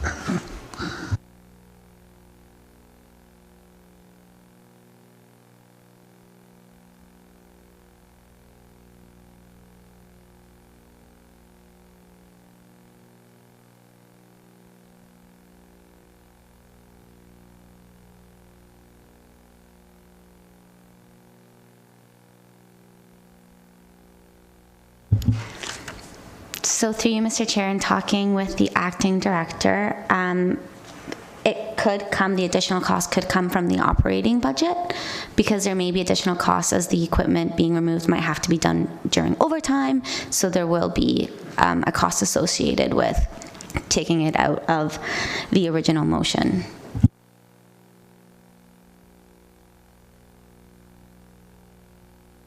Just telling us which, it's not coming from the reserve fund, it's coming from the... Councillor Nyman, are you in agreement with Yeah, I just have one other question to Pat. If you're using it for training, could you not take that money from the training budget? Through you, Mr. Chair. Yeah, we have some money for training, and that's what the original plan was, to help move people forward on operating this type of equipment. Thank you. So on the amendment, Councillor Harper, then Bolick, and then Maynard. Yes, thanks, Mr. Chair. Just it does relate to the amendment, because I'm just wanting to understand, make sure that the amounts in the first paragraph, do they reflect the increase that you had to putting the removal back in? So are those numbers, do they still stand? For example, $64,981 for Roblin Lake, is that what it costs? And then on top of that, another $83,783, or do we need to deduct the $83,783 from the $64,981?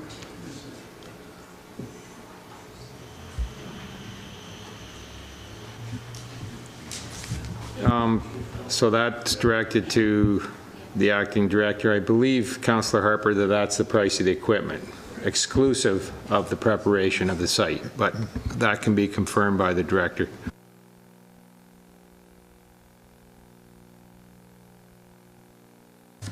Through you, Mr. Chair, yes, that's the prices before. All the prices originally came in under budget, under the allotted budget for that. Adding taxes and then the removal of the equipment put it over by $24,892. Thank you. Councillor Bullock.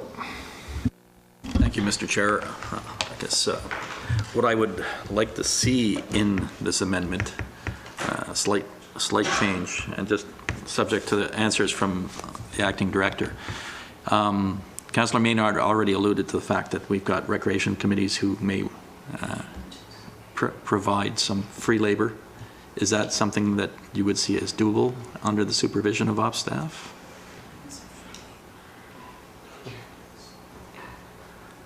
That's a and question. Again, if you don't know the answer, you don't know the answer.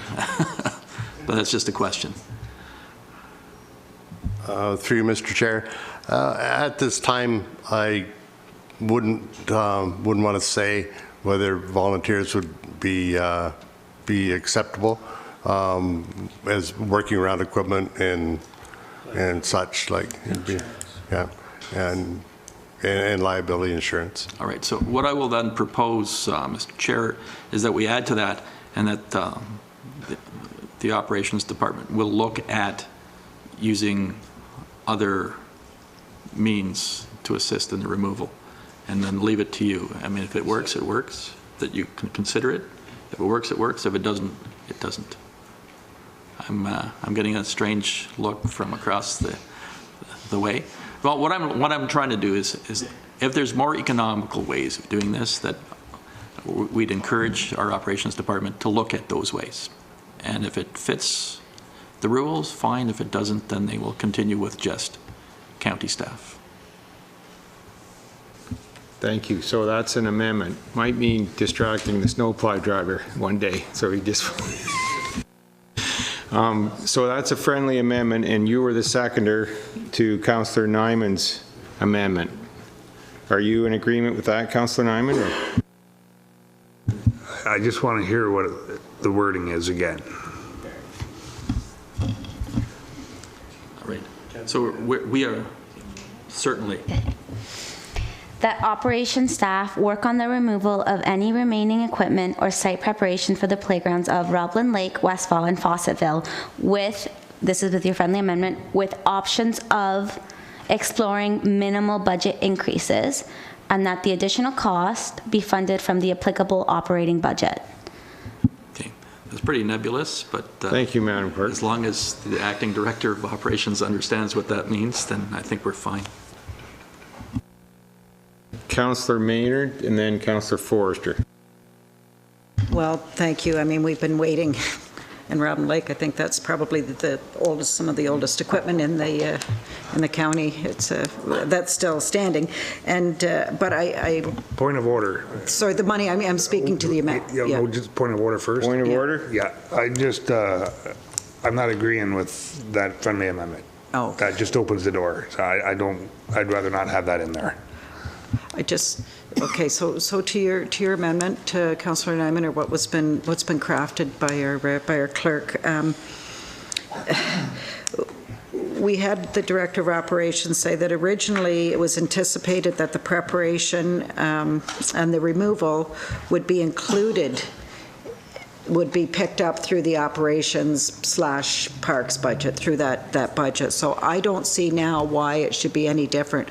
I think that we should be able to, I would, you know, kind of in the vein of what you're looking at, Councillor Nyman, is that we just remove number 3 and simply just state that the equipment removal and site preparation, you know, be accounted for or be carried in the operations budget as was originally anticipated.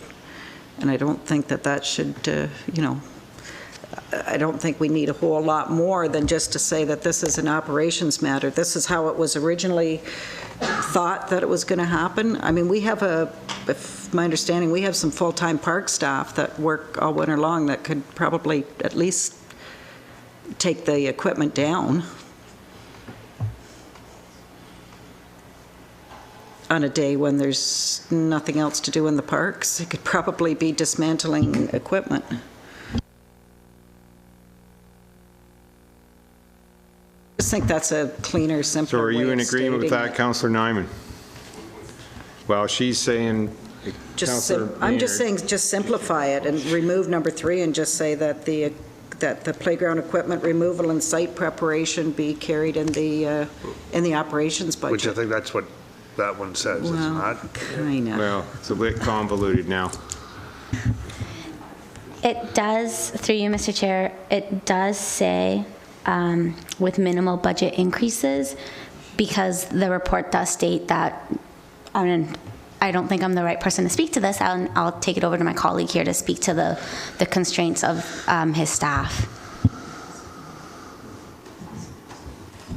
Through you, Mr. Chair, there should be a way to find a way to do this in the operating budget, be it through training dollars that we have budgeted, or just through operational budget through parks. There's some way probably that we can find that we can do this without any budget constraints. Thank you. So that responds to your... Yes. Okay. Councillor Forrester, did you want to add one last? Yes, it did. You've had a couple goes. Well, it's interesting, and I like what Pat's saying there, but I almost look at this whole proposal, and again, moving forward, what I would like to see is more options. Because now you've just come back and said, okay, maybe we can take it out of operations. I don't care whether it comes out of operation budget. I don't care whether it comes out of training. What I would like to see somewhere at the end of the year, and maybe this is as we move forward, this is what the proposed cost was. This is how we found we did it, through training or through operational. This is the savings at the end. It might be $15,000. When a proposal like this comes forth, and I'm looking at playground equipment here for the cost that is installed, okay. And maybe it's a second option where somebody calls, I would love to get on the phone with these guys and say, okay, I'm Log Cabin Point. I want to buy this equipment. How much? Installed and uninstalled? Uninstalled. Drop it off at my door. Okay. How much? Then I figure out how much this is going to cost me, what manpower, whether it's 3 days, 2 weeks to build. If it's $30,000, but I save 50, guess what? I'm up $20,000. That's how I start finding my efficiencies very quickly. But when we never get to see these sort of options, and I know you guys have been having all sorts of discussions, and it becomes very difficult when you're talking to council, oh, how do we find this? And we throw it back at you guys. But this is one of an area when I look at this where I see huge opportunities that actually there are big dollar savings, and it might be 25% on a $200,000 project. These are the things that council should be taking, instead of just making little amendments, and I understand why, but saying this is where we should really dig into, because if we could find 10 to 15 of these a year, this is where we save big money. And it takes longer than just, and I know I'm rambling on right now, but this is how we used to tackle business problems. Thank you, Councillor Forrester. Well, your message but this is at the end, because you know what we're going to do? Yeah, okay, and we're going to move on. And you know what happens? Nothing. Well, we won't find it. So this is where I want to make a point. I would almost want to look back at this and say, let's call these guys up and say, you know what? Give me a price uninstalled, and let's find out what it's going to cost us to install it.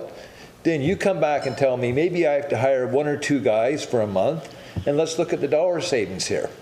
And let's put a whole overall package together. That's how you get efficient. Thank you, Councillor Forrester. I think that you've put that impression across to everyone. We're not, if I can paraphrase, we're not trying to micromanage, and there is that risk. And we're just trying to instill a culture of fiscal sustainability. Mayor Ferguson. Thank you, Mr. Chair. Yeah, I just want to reiterate that it is, we have faith in the way in which you will manage this and the staff, and it's not up to us as council to dictate how staff is allocated. Although I understand the possible involvement of volunteers, that's something that I think is appropriately left with you, Pat, to consider and see where it goes. Okay, I think we've debated that sufficiently, and we have an amendment. Oh, sorry. I know Councillor Maynard has a different amendment. She'd like that clause completely deleted, but we're going to vote on Councillor Nyman and Councillor Bullock amendment first, and then should that... Unless Councillor Nyman withdraws his motion. Are they not basically the same motion? We have Councillor Nyman's motion read, please.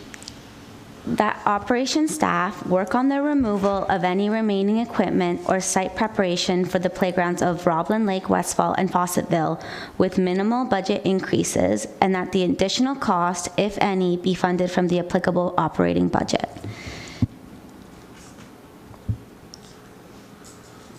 It's going to come out of the operating budget anyway, so yeah. I'm okay with it. I'll leave it on the table. Okay, so that, and Councillor Bullock is still in agreement to second that motion? Doesn't really matter. So here we're saying the same thing as what we're saying. But the question is, are we now saying the same thing we would say by just removing them altogether?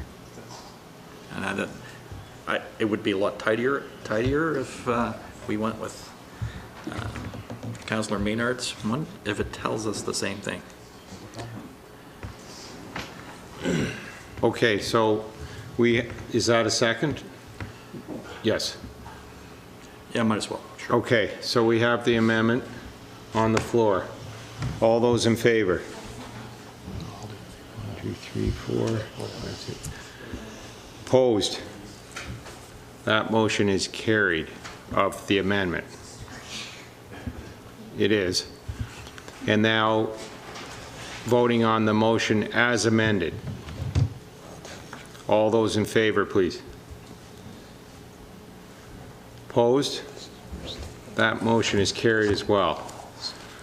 Okay. Let's move on to item number 6.5, which is a report from Development Services dated today regarding site plan agreement file SP-06-18 Wellington Bay Estates. Can I have someone put that motion on the floor, please? Councillor Harper, seconded by Councillor McNaughton. I think that's 6.5. I missed the second, I'm sorry. Harper McNaughton, thank you. That the report of the Development Services Department dated November 14, 2019 regarding site plan agreement file number SP-06-18 Wellington Bay Estates be received, and that site plan and site plan control agreement for Block 44 of 47M-13 for the development located on Jasper Avenue, Ward 1, Picton be approved.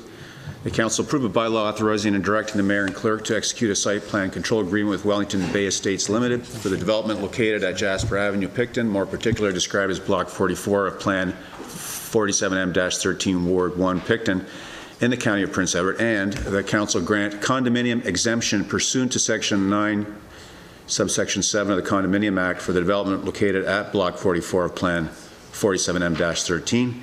Ward 1 Picton, municipally known as Jasper Avenue, subject to the completion of the following conditions. And they are 1 and 2. Should I read those? I think we're okay with that.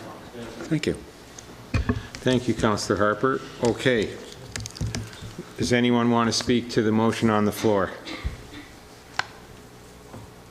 Mic's on. Seeing none, we'll put that motion to vote. All those in favor? Opposed? That motion is carried. Thank you. Okay, 6.6. Report from Development Services dated November.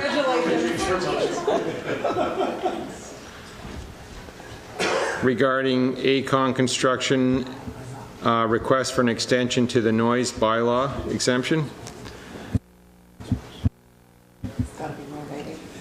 Councillor Roberts, seconded by Councillor McMahon. Thanks, Ernie. Roberts McMahon motion that the report of the Development Services Department dated November 14, 2019 regarding Icon Construction Materials Limited request for an extension to the noise bylaw exemption be received, that the request by Icon Construction Materials Limited for a noise bylaw exemption from January 1, 2020 to June 30, 2020 be approved, and that a bylaw to authorize the exemption to the noise bylaw be enacted. Can I speak to it? Thank you, Councillor Roberts. Certainly. Thanks.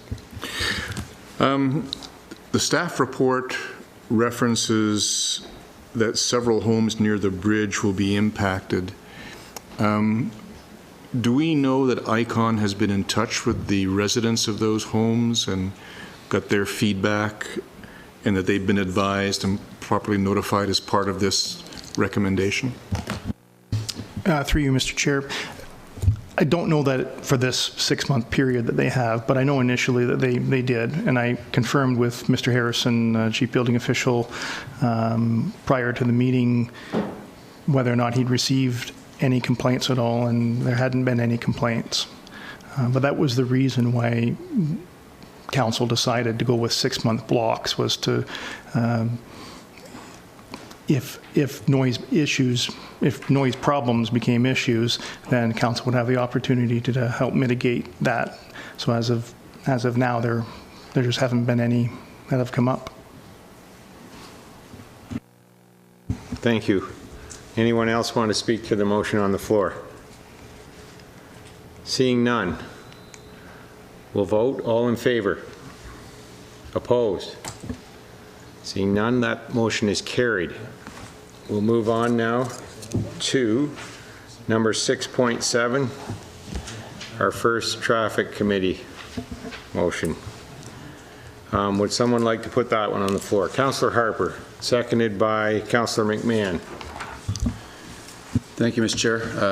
So Harper McMahon motion that the report of Development Services Department dated November 14, 2019 regarding the speed reduction of regulatory speed limit and addition of a county safety zone on Wellington Main Street between Consicon and Beach Street be received, that a bylaw be brought forward for enactment to amend the rate of speed bylaw, which is 4473-2019, by 1, removing Wellington Main Street from west limits of Wellington Ward to east limits of Wellington Ward from Schedule B, which is 50 kilometers an hour, adding Wellington Main Street from Consicon to Beach Street to Schedule A, which is 40 kilometers an hour, adding Wellington Main Street from west limits to Wellington Ward to Consicon Street to Schedule B, 50 kilometers an hour, adding Wellington Main Street from Beach Street to east limits of Wellington Ward to Schedule B, 50 kilometers an hour.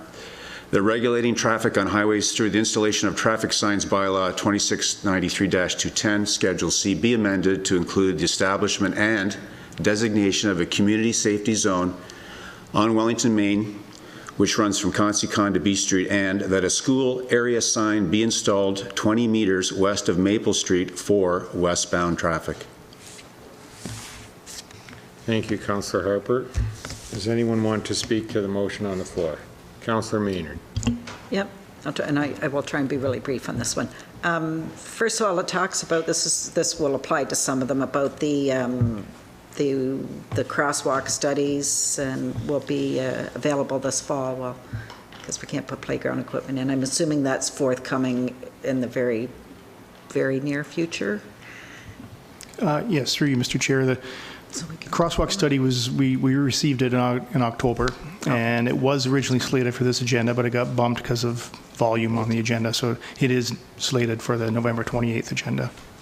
My other question about community safety zones, because school zones generally have a time, they can have a time associated with them during school periods, and I'm just wondering, I didn't open up a full community safety zone to see whether that's then at all times of day, night, season, and... Sure, through you, Mr. Chair, the community safety zones, it's 24/7, and unless specifically signed or affixed with flashing lights, school zones are also 24/7. Yeah, most of them. I think, generally speaking, I think there's some common sense applied to those school zones. If it's 3 o'clock in the morning, I don't know that the police are going to nab someone for doing a 45 in a 40 school zone. But if they're not signed, my understanding is that it is a reduction. But the community safety zone is 24/7. And just if I can, just really quickly, just on the lighting, because of the crosswalks, I've noticed in some municipalities now where they're using more, and they're kind of down where they're using almost like a little strobe light. Mm-hmm. And I know, like the crosswalk signs here in Picton, you get the sun in the wrong direction. I'm just, when this report comes forward, those are much more noticeable.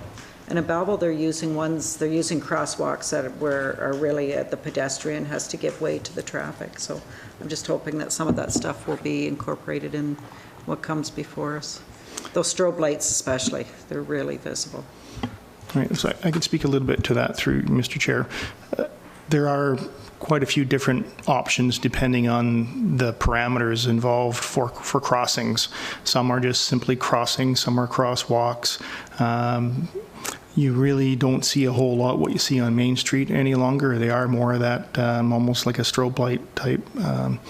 The study that's come forward was specific to 3 locations, one being on Wellington Main Street, one being on Bloomfield Main Street, and one being on Union and Church Street area. So the conclusions are specific to those particular areas, so there wouldn't be, I mean, you'll have it soon and go through it, and then by all means, if you have any questions on it, we can have a conversation.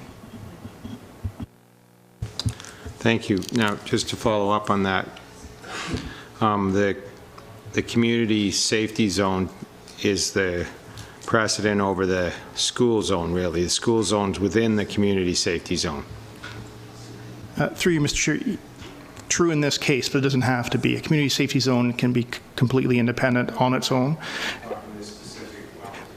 Correct. So in this specific case, the school zone is nested within the community safety zone because community safety zones can be much longer than a school zone. Okay. So the speed limit is uniform throughout. You're just warning of the school as well as being in a community safety zone. Correct. It's an additional alert to drivers that there is now a school in the area in this part of the community safety zone.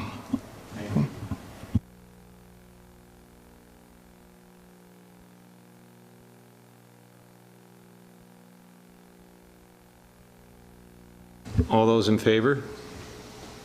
Opposed? Carried. Thank you. Okay, let's go on to the next traffic report, which is item number, let me see here, 6.8, I believe, which is the report from the Development Services Department regarding the installation of traffic calming measures on Jane Street. Can I have that motion put on the floor, please? Moved by Councillor McNaughton, seconded by Councillor Bailey. Anyone want to speak to it? Oh, no. Oh, sorry, I can put it on the floor or not. This is the McNaughton-Bailey motion that the report of the Development Services Department dated November 14th, 2019 regarding the installation of traffic calming on Jane Street be received, and that traffic calming speed humps, including appropriate pavement markings and signage, be installed on Jane Street. Thank you, Councillor McNaught. Okay, Councillor Forrester. I'm not quite sure how this happened. I've been pushing for traffic calming measures for the last, I think, 4 years. Finally get it put in the budget. Then last year I find out they're going to put 2 on Union Road, and which we had a long discussion during the budget process and decided that one would go in Cherry Valley and one would go on Union Road, and then out of the middle of nowhere, and as far as I know, the councillors didn't even know about it, they're on Jane Street in Picton. What is going on here? Like, there's something wrong. And I'm not trying to micromanage here, Mr. Mayor, but there's something wrong. Because there was, I think, pretty clear direction on this last year. And there was never a discussion sitting around this horseshoe about a change and where they'd go. We're talking about here looking at these to see how they'll work. There's lots of municipalities. These aren't something new. They're used all over Ontario, and I'm sure that all throughout North America. We don't really have to study them. They work. Why don't we get them in? There's lots of places I'd rather, if they had went to Wellington on the main street, if they had gone to Picton on the main street, if they had gone on to County Road 12, I would have been okay. But on Jane Street in Picton, how did that happen? I can tell you how that happened. Okay. And why did it happen as per a direction of council? The direction I received, and we can go back to the recordings if necessary, there was a distinction on the Union Road one, and I made the clarification at that point that that was not intended. The distinction was we would look for an installation in the urban area and one in the rural area, and we would leave the areas undetermined at that point. So when the resident put forward a concern, it looked to me and to the traffic committee that would be an appropriate location to test them out to see how effective they are in an urban setting for Jane Street. We only had, there's $35,000 in total, and they cost about $4,000 per hump sign, and generally speaking, in a short stretch like Jane Street, there'd be 2. We recognize that in the rural area, there's going to be we're going to need more than just 2, because you have to put them every so many meters in a zone. So we knew we'd need to keep a certain amount of dollars for the rural. We have not got to the point yet where we have selected a rural one. This one came up because it came through traffic advisory, and through traffic advisory, it was deemed that this would be a good location to test out their effectiveness. I don't disagree with you, Councillor Forster. I think they are effective, but at the time there wasn't total buy-in from council to budget for these on a mass basis. It was, let's try them out in 2 locations and go from there. And then we can, if they are effective, then we can budget further for them. So that's the genesis of this. There's no attempt to forget the other locations. We still need to select a rural location. That's the point I'm trying to make. When I'm trying to convince council for 4 years that, yes, we should budget it, and when I finally do get it budgeted, and then they get put somewhere else. I was willing, I want them in my community. I talked about it when I campaigned. I pushed for it at council, finally get some money put aside, and then, okay, well, we'll just give them to somebody else. I understand your frustration. I don't know that there was ever. I don't think you do. I don't know. I mean, I want them in your community as well. I want to see them all over the place where there are problems. But the idea was, let's try one in the urban and let's try one in the rural, and we'll go forward from there. Yeah. Every single councillor here has come and talked around this horseshoe about safety on the roads and speeds. It's just that, once again, this was just decided. It wasn't a council decision. This was a council designated funds, but it was just picked out and dropped in there. It's too bad. This is why it's forward in front of you today, to make it the decision. It's a recommendation at this point. It's not a decision. Now, just to clarify, is Cherry Valley urban or rural? It's rural. You still got a chance, Councillor Forster. Councillor Nyman. Thank you, Mr. Chair. I guess, and I've said this ever since I've sat here, is the squeaky wheel gets the grease. Whoever complains about their road, that's the one that gets fixed. And in this case, somebody on that street started bringing the issue forward, and so that got put forward. And I still go back to, we need the roads plan. We need to know which roads we're working on.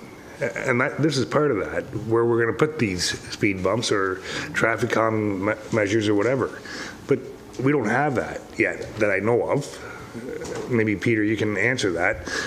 But until we get that, this is what we're going to end up discussing all the time. So, I don't know, Peter, can you tell us where we are with the list? Councillor, through you, Mr. Chair, you're referring to the roads needs study? Yeah. Yes. Yes. Okay. Yes. We do have it in raw data form. It's just not in a narrative form yet. That can be shared with you. It's in a spreadsheet form. just wasn't sure at this stage whether it would mean less to you without a narrative to go with it.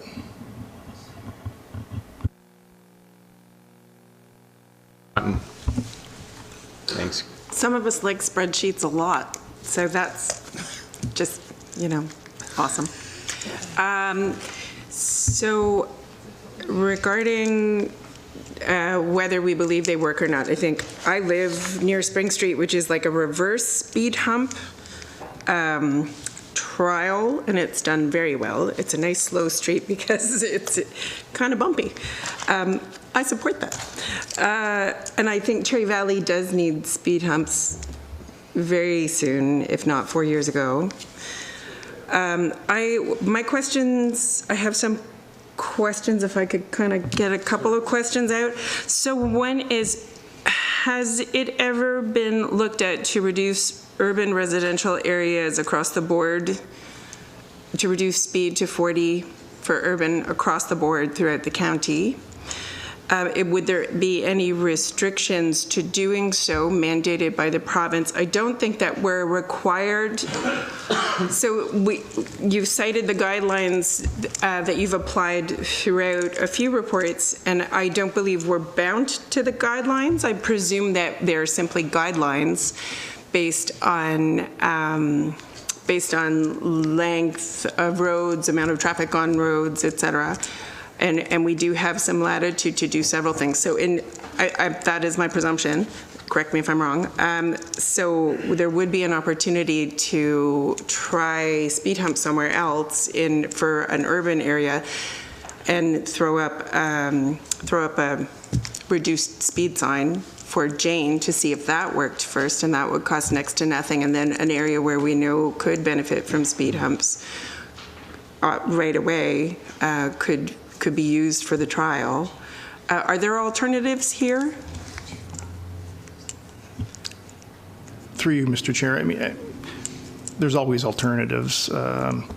Putting a sign up for reduced 40, first, we don't have the policy to back it up. All residential streets are deemed to be 50, not to say that we couldn't go 40. I don't know how effective it would be in that location. It's used as a shortcut. Basically, everyone that parks in Market Lane and heading out of town zips through Jane Street. I use it as a shortcut too. Yeah. So I understand their concern. And that's why it was, when the idea came up to possible candidate for traffic calming and the urban portion of the speed humps, like this is a good section to try it on, just to see. Are there other locations that would benefit from having them? Yeah. Hands down, absolutely couldn't agree with you more. Okay. Yes. So in this case, the speed humps would be actually targeting roughly 35 kilometers per hour. Am I correct? It really depends on the level of comfort you have. I mean, if you're getting depends on your shocks. Okay.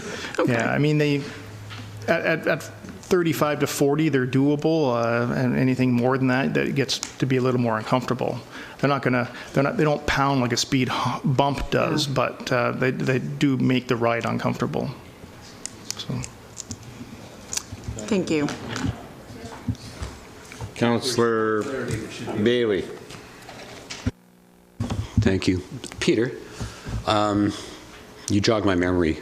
I believe it may have come up around budget time that you spoke of what I'm going to call non-permanent speed humps, something that could essentially be bolted down, spiked in, whatever, as a temporary trial thing. Was that thought of in this instance? Because what I'm looking at here is paving to test something, whereas wouldn't it be more appropriate to put down something temporary in order to test this at a much lower cost? Through Mr. Chair, I know those are available in speed bumps, possibly available in the hump style.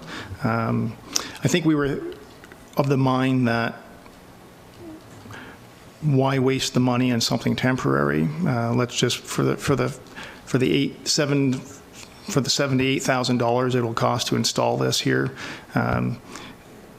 Don't see much of a chance of them not working out, but it's just we wanted to gain an understanding of how well they would work, not as opposed to that they're not going to work at all.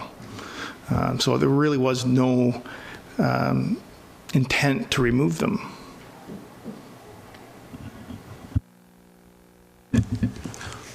Councillor Prinzen.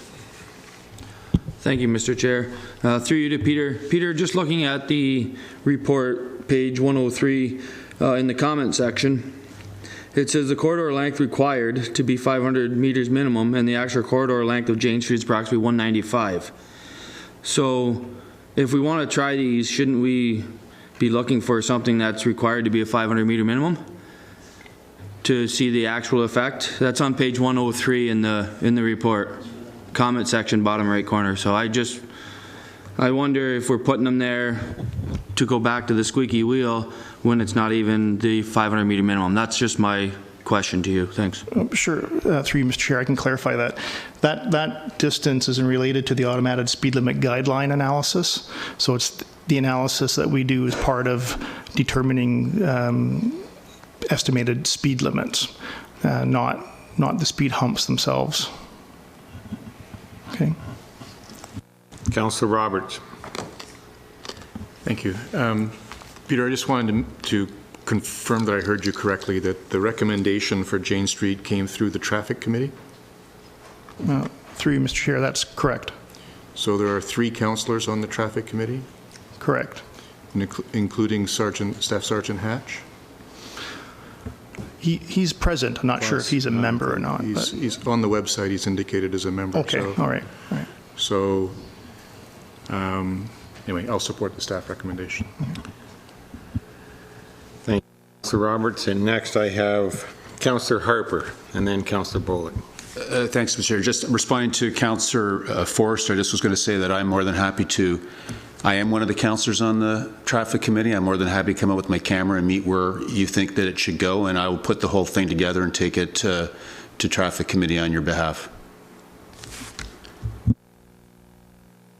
Thank you. Thank you. Councillor Bullock. Thank you, Mr. Chair. I know of at least 2 roads that don't need traffic calming measures because they have reverse speed bumps called potholes. That said, I agree with the comments that we've got a committee that's set up to make these recommendations. That said, they are recommendations, and as brought up in some of the last issues before council, I think it would be helpful if we had a report that gave us options instead of just one recommendation. Because when we're trying to wrestle with what's the best policy, saying this, we've looked at this, this is our recommendation. I'd really like to see a little more in-depth analysis that whoever makes the recommendation went through and give us options, rather than just, hey, we analyzed this, this is what we recommend, full stop. Because then we're wrestling with why. And I'm going to have some questions on some of the other ones as to why later on. So that's just my suggestion. Thank you. I was going to add that in Hillier and Amelisburg, we're probably not a high candidate for speed bumps because most of our roads are reduced speed anyway because of the condition. Who is next? Through you, Mr. Chair, if I could just respond to Councillor Bullock's comment. As part of the Master Transportation Plan that we're currently undertaking, one of the deliverables on that is a traffic calming guide. So what you're referring to and having more alternatives explored will be possible once we have our own guideline, traffic calming guideline, and we can run it through the gamut of different options that will be in there and come to a recommendation on that with the other ones as still alternatives. Okay. Yeah, thanks. And we know we're not at perfection, and what we're looking for is a better way of making decisions. And I certainly appreciate that effort and look forward to seeing the plan. Councillor St. Jean. Thank you, Mr. Chairman. I know I'm about to take some flack from people that live on Jane Street. Over the last several months, of course, I've received both my counterpart, Councillor McNaughton, and I have received concerns, complaints, whatever you want to call them, about the excessive combination truck traffic, speeding, you name it, on Jane Street. My personal opinion, Jane Street is not the appropriate place for this type of traffic control system. If there was an urban one to be chosen, I would say, and if it were in Picton Ward, it should be Paul Street or Johnson Street. Johnson is a racetrack coming all the way into town and all the way out, because there's no intersecting street. There's no stop street there. I have a number of friends that live on constant complaints about the speeding there. Perfect place for a traffic calming device.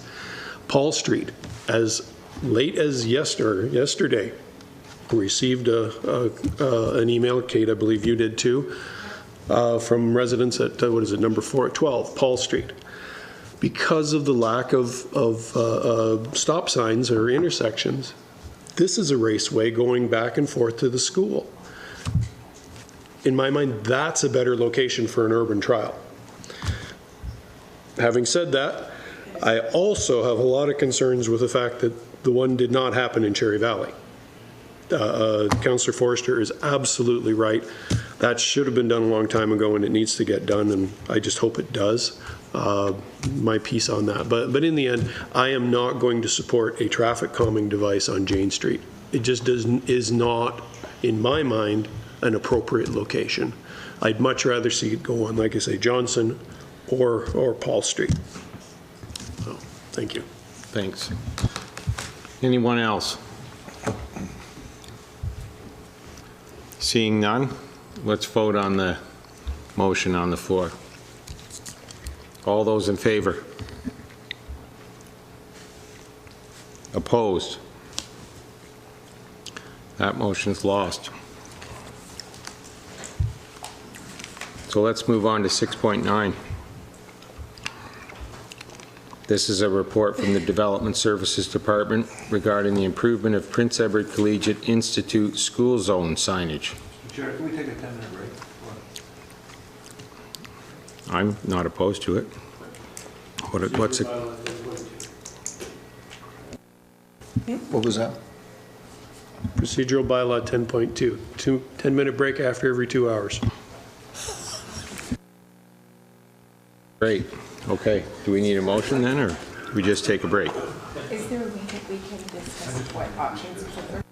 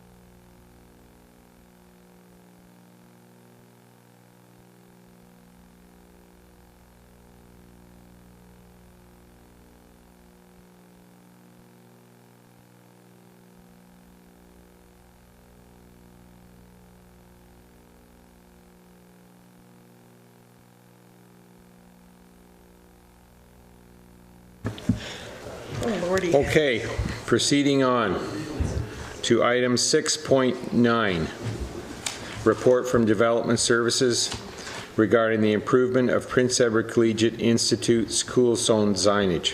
Can I have someone put that? Councillor Prinzen, seconded by Councillor McMahon. Thank you, Mr. Chairman. It's a Prinzen McMahon motion that the report of the Development Services Department dated November 14, 2019 regarding the improvement of Prince Edward Collegiate Institute school zone signage be received, and that school zone maximum speed 40 kilometers an hour signs be installed to designate a school zone around Prince Edward Collegiate Institute, and that regulatory maximum speed 50 kilometer an hour signs be installed at the end of the school zone. Thank you, Councillor Prinzen. Is there anyone that wants to speak to this? Councillor Bailey. This one to me is a no-brainer. A young lady who used to work for me spoke to both myself and Councillor Roberts about the need for this, and it's just so obvious it's not funny. Okay, thank you, Councillor Bailey. Councillor McNaughton. I agree. It's very, very necessary. But does the 50K maximum sign have to be posted at the end of the zone? It does. So that's required. So I just wanted to clarify. Thank you. Thank you. Anyone else want to speak to this? Seeing none, all those in favor, please. Opposed? Carried. Thank you. Let's move on to item 6.10. This is a report from Development Services Department regarding the improvement of posted speed limit signage and addition of community safety zone on Picton Main Street East. Can I have someone put that on the floor, please? Councillor St. Jean, seconded by Councillor McNaughton. St. Jean McNaughton motion that the report of the Development Services Department dated November 14, 2019 regarding the improvement of posted speed limit signage and addition of a community safety zone on Picton Main Street East between Maple Avenue and McFarland Drive be received, that the maximum speed 50 kilometers per hour sign be installed on Picton Main Street at the McFarland Drive intersection, and that the regulating traffic on highways through the installation of traffic signs bylaw 2693-2010 Schedule C be amended to include the establishment and designation of a community safety zone on Picton Main Street East, which runs from Maple Avenue to McFarland Drive. Thank you, Councillor St. Jean. Would anyone like to speak to this motion? Seeing none, let's put it to a vote. All those in favor? Opposed? Thank you. That's carried. Let's move on to item 6.11. This is a report from Development Services Department regarding the speed reduction of regulatory speed limit on Union Street. Someone to put it on the floor, please. Councillor McNaughton, seconded by Councillor St. Jean. This is the McNaughton-St. Jean motion that the report of the Development Services Department dated November 14, 2019 regarding the speed reduction of regulatory speed limit on Union Street from the existing 50K zone to Clark Road, Rossa Road intersection be received, that a bylaw be brought forward for enactment to amend the rate of speed bylaw 4473-2019 by adding Union Street from existing 50K portion at Union Street to 140 meters east of Pine Ridge Drive to Schedule B at 50 kilometers per hour, adding Union Street County Road 8 from 140 meters east of Pine Ridge Drive to 640 meters east of Pine Ridge Drive to Schedule C, 60 kilometers an hour, and that and that Union Street be monitored by staff from Church Street to Maitland Street for the need of a speed watch board or a speed radar sign, and will report back to the TAC in 1 year's time. Thank you, Councillor McNaughton. Would anyone like to speak to the motion on the floor? No. Seeing none, let's have a vote. All those in favor, please. Opposed? Carried. Okay, moving on to item 6.12. Report of Development Services regarding reduction of regulatory posted speed limit on County Road 22. Moved by Councillor Prinzen, seconded by Councillor Nyman. Thank you, Mr. Chair. It's a Prinzen-Nyman motion that the report of the Development Services Department dated November 14, 2019 regarding the reduction a regulatory posted speed limit on County Road 22 be received. That a bylaw be brought forward for enactment to amend the rate of speed bylaw 4473-2019 by adding County Road 22 from Church Street to 100 meters west of London Avenue to Schedule B 50 kilometers an hour, and by adding County Road 22 from 100 meter west of London Avenue to County Road 10 to Section C 60 kilometers an hour. Thank you, Councillor Prinzen. Does anyone want to speak to the motion? Seeing none, I'd have you vote. All in favor, please. Opposed? That's carried. Okay, let's move on to item number 6.13. A report from Development Services regarding the reduction of regulatory posted speed on County Road 34. Moved by Councillor Nyman, seconded by Councillor Prinzen. Thank you, Mr. Chair.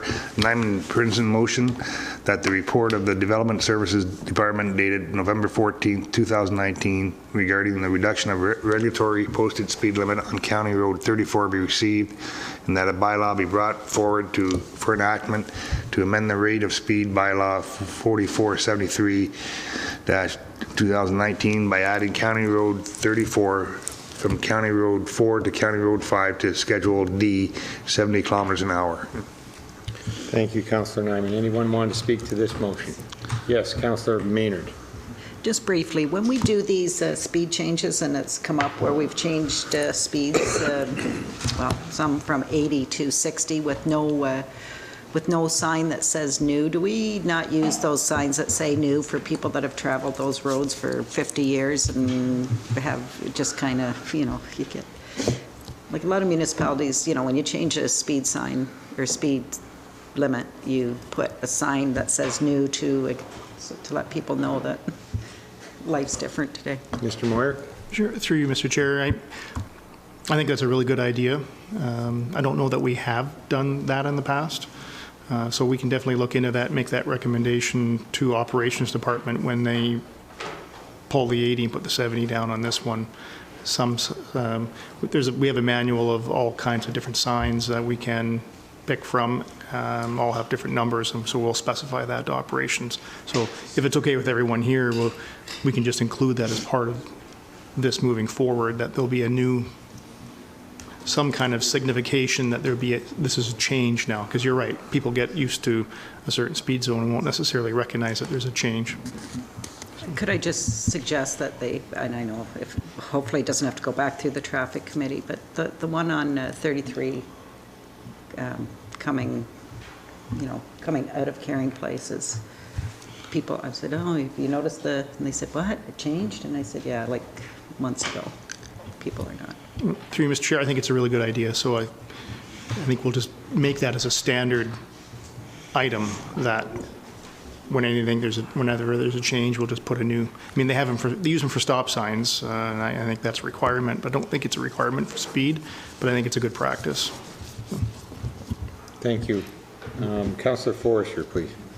Peter, sort of my understanding, I think during the last term of council, when I sat on the traffic committee, when we looked at a lot of these speed changes, that a lot of these had been changed after amalgamation. They had been raised up, and it looks like we're sort of going back in the direction where we're sending them all back to where they were prior to amalgamation.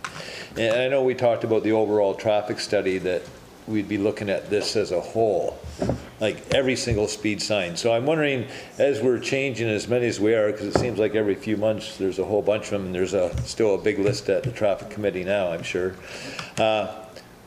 When do we sort of just wait until we do this study, or have a complete, make sure we're doing this right? Through you, Mr. Chair, I mean, the study will look at it more from a global perspective. When we get these requests, they're generally smaller sections. So we analyze smaller pieces. So the study will look at it as a road as a whole. And this example, 34 is a very small road anyways. When we ran the analysis on this, it came up that it should have been 70 all along, but it's posted at 80, maybe by the way that you were speaking of through amalgamation. But the Transportation Master Plan will look at it and classify roads and say roads of this classification should have this maximum, roads of this classification that maximum. So I don't know that's going to get down into the into, finer, smaller areas. And that's most requests we get are for smaller defined areas, not the entire road. So I think that'll still likely be an occurrence even after the master plan is done. Yeah, just one follow-up. I know when we go out and we change signs, there's a cost, and it might be $400 or $500. By the time you order the sign, go out, dig the holes, put them in.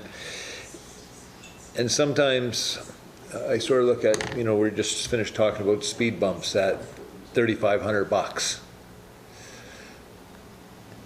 Signs help a little bit, but as we know in most areas at this time of year and even the summer, it's just something people drive by and they don't even notice. I'm wondering if there should be a much bigger vision in saying, yes, signs are nice, but we know they aren't as effective as they probably should be. That instead of spending all money changing signs, we should more or less budget more towards speed bumps. Yes, it's more money, but in the long run, we would actually get the effect that we want, because I don't think we've seen big changes in speeds just because we've changed signs, and it hasn't. And I know in other areas where we've limited the speeds, and whether it be through Cherry Valley down County Road 11, that it hasn't reduced the overall speed. So it may be just a thought moving forward, and something the traffic committee talks about more, instead of just reducing all these areas at a substantial cost. Our budget for signage must be getting up there pretty high now, with really not achieving the effect we want to. Sometimes the speed bumps and humps have signs too, so yeah. You can't get rid of signs, it doesn't seem. Councillor Harper. Yeah, I just want to respond to Councillor Forster's, as the new guy on traffic committee, I am struck by the number of reductions, but we seem to be reacting, on traffic committee to residents who come in and who are saying, what, my neighborhood's changed in the last couple of years with the increase of tourists, especially tourists who don't really understand the area, or there's maybe more homes on a street now, more driveways trying to get out onto the street. So I think what we're seeing is a reaction to people who aren't from here and wanting to reduce, and the numbers of people wanting to reduce speed for that reason, but also just the general growth in the rural areas, meaning that some of those streets now need to be thought about differently. So I think that's kind of what's going on.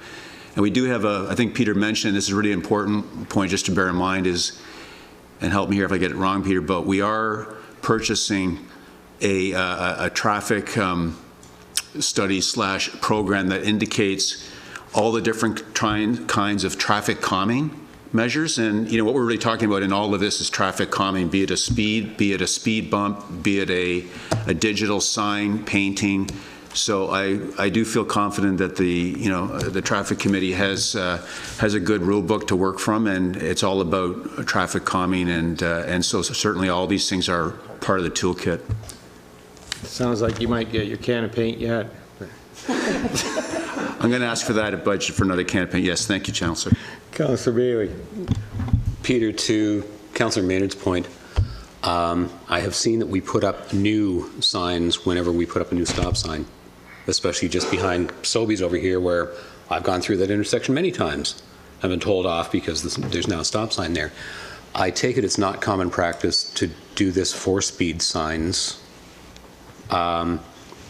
Would you need something from council, in other words, a direction from council saying, please do this for whatever limited amount of time?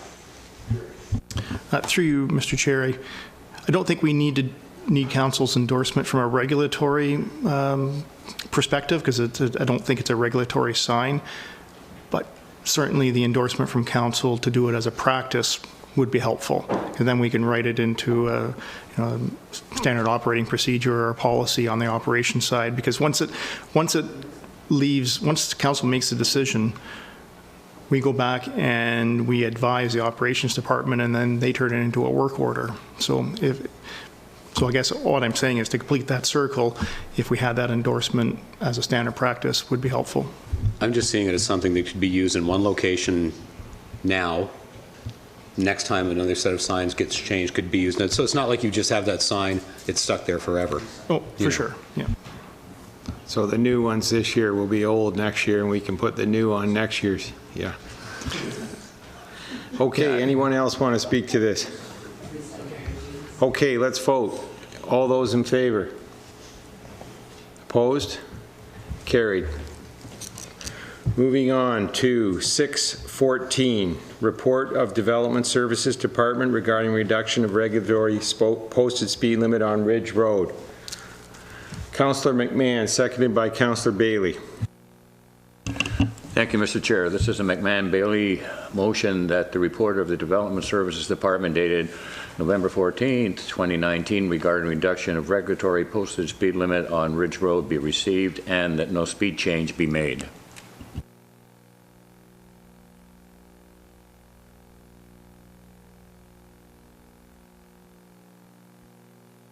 All those in favor, please. Opposed? That motion's carried. Okay, 6:15. Report from Development Services Department regarding the reduction of regulatory posted speed on Loyalist Parkway. Anyone to put it on the floor? Councillor McMahon and Councillor Harper. Thank you, Mr. Chair. This is a McMahon-Harper motion that the report of Development Services Department dated November 14, 2019 regarding the reduction of regulatory posted speed limit on Loyalist Parkway be received and that a bylaw be brought forward for enactment and to amend the rate of speed bylaw 4473-2019 by adding Loyalist Parkway from Salem Road to Lakeside Drive to Schedule B 70 kilometers per hour. Thank you. Okay, does anyone want to speak to this? Councillor McMahon. As Councillor Harper would say, yeah, this is my hood. I pretty much live on the corner of Lakeside and Loyalist Parkway. And I know Nick Nowinski from Consicon made a deputation to council almost 2 years ago to have the speed limit here reduced to 60 as opposed to 70. Even when he did that deputation, at the time, right on the curve, the home on the east side of Loyalist Parkway was just a home with people living in there, but now they are people with a family, and there's a school bus that stops there. And I have witnessed at least 3 incidents where tractor trailers have been coming southbound, or northbound actually, from County Road 1 that have almost taken the school bus out. And if I could get a seconder, I would like to amend this from Millennium Trail to County Road 1 at 60 kilometers per hour. Okay, so thank you. You're extending it from northbound, from Salem to the Millennium Trail, and southbound from Lakeside Drive up to County Road 1. County Road 1. And you're also reducing it from 70 to 60. 70 to 60. And you're on the traffic committee. I am on the traffic committee, and I mean, this was on the traffic committee. This was going to be part of the traffic transport, and I had it pulled off that so we could have it looked at before it went on to that master plan. So. And I know we had an email just before this meeting started from Nick Nowinski, who claimed that he was supposed to be advised that this was on Committee of the Whole today, and that advisement was never put out to him, and he will be here on the 26th, I believe, is the next meeting, and he will do a deputation. I know Nick's been working on this for 4 years, and this is a really, really dangerous part of Loyalist Parkway. So. Thank you. Do I have a seconder for that amendment? You do it, yeah. Well, first I'd like it on the floor. Okay, so Councillor Maynard has seconded your motion, Councillor McMahon. Now, Councillor Forrester, you want to speak to this amendment? Yes, I would. I guess, shouldn't we just send this right back to the traffic committee, because I don't think we should be doing this on the fly right here. Like, this should go back to the committee. The clerk is so happy. like to do this here, we had a recommendation, so maybe there's other things, I don't know, but we shouldn't be changing their recommendation here, I don't think, on this one. Councillor Maynard. Thank you. Well, I know it's Nick's first term, so 2 terms ago when we brought this forward. And I mean, we can refer it back to the traffic committee, but I'm assuming that the numbers will come out similar. But I think it's important to start it before, which is just before Salem Road, where the Millennium Trail crosses the highway, and there's quite a few houses in that area. Then, as you're coming southbound or eastbound, I still call it south, you've got that big corner, kind of a blind corner to the entrance into, which is a really busy entrance in and out, Consacon. Lakeside, again, I don't know really about going all the way, but at the top of the hill, then you go, once you get up to County 1, you've got the fire hall, and that really is kind of a blind hill there too when people are coming out of that, when they're coming out of that, like if you're crossing the road either direction, that's not a great intersection. Even people that are turning left, if they're going southbound on 33 and turning left, that little lane that goes along the side, I've seen some pretty close calls there. So I don't know, like if we send it back to the traffic committee, I don't think the numbers are going to tell us any different, but can we make a recommendation what we would like and then have it go back to the traffic committee? Well, I think if we could amend, if Councillor McMahon is agreeable, we could amend the motion with his suggestions sent back to traffic committee. Yeah, so the extension of the zone plus the speed limit be reviewed by the traffic committee, if you're agreeable to that. I would be fine with that. Okay. Reviewed to reducing it to 60. Right. Yeah. The reduction and the extension of the applicable area. So we're okay with that, but we have somebody else. Councillor Harper wanted to speak to this. My issue is that, if it goes back to traffic committee, if it's as dangerous as we all know it to be, just realize that it goes back to traffic and it's going to be quite some time before we do anything. So one way to think about it is put it in place, but with the intent to review or something. I just worry, I think Bill's right. It is a dangerous corner, but do we want to wait till traffic committee reviews it again in the new year and then we're into another busy season and we haven't done it yet? The timing is my issue. Well, hopefully it wouldn't take the summer to implement this, even if we approve what we have. But go ahead, Councillor Bullock. Thank you, Mr. Chair. I had the same concern. I mean, if this is a problem area, then we should vote for it now and ask the traffic committee to look at extending it. Because as Councillor Harper said, we send it back, it could be a year before anything's done. That said, I had some questions for staff on this. Are we talking about the amendment? Right. So I'll talk about this when we get back to the main motion. So I would suggest the amendment be added rather than changing this and sending all of it back, that the motion read that we are going to approve this and recommend that the traffic committee look at extending that. The 60 to 70, whatever. It's not my motion, it's not my amendment, but that's what I would suggest. Madam Clerk, you want to speak? Through you, Mr. Chair, can I just get some clarity on the wording for the amendment? Exactly what road? So it's from Salem Road to the Millennium. Can you just give me the trail? With the Millennium Trail crosses, which is just a little further north. Millennium Trail for one. Change Salem Road to Millennium Trail. Change Lakeside Drive to County Road number 1. Yeah, but then you're going to lose it all if we send it back. But we can get what we're trying to amend and send that portion back. And we can also vote on the main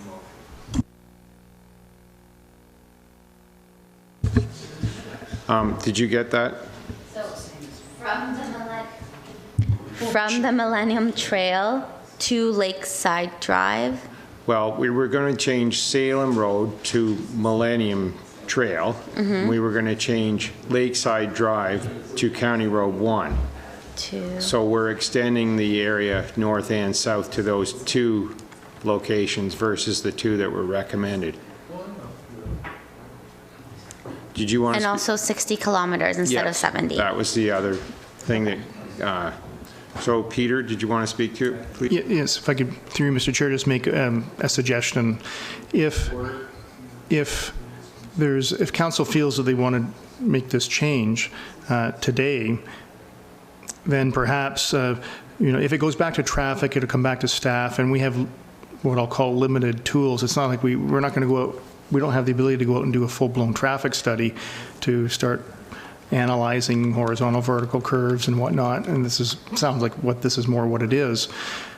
So I would suggest, rather than sending it back to traffic, if it goes back to traffic, my recommendation there at traffic would be to refer it to the Transportation Master Plan, and I'll include this as a section of road to be further analyzed by the engineering firm. Or, so you could do that, or you could skip the step of going back to traffic and just saying, refer it to the Astor Transportation Plan, which is what this was originally before Councillor McMahon pulled it from, and we discussed it at traffic. Okay. So it was going to be assessed within the Master Transportation Plan, but then to get it sped up, it's come to us today. Correct. But it's still not. Councillor McMahon is still not in favor of it. So we're trying to find a mechanism to not delay what you have put forward, but also assess what he has recommended. So that's what Correct. We're trying to do here. And I'm suggesting that if you wanted to go with the 60, you could do that now. You could expand the zone and then have it further analyzed with better study parameters at the time of the transportation master plan, and then if something needs to change as a result of that, we can come back and deal with it then. So, Peter, are you suggesting that we do recommend the changes complete that Councillor McMahon is suggesting, rather than go back and do this as a 2-step in terms of the specifics? Correct. I don't live there. I know the area of road.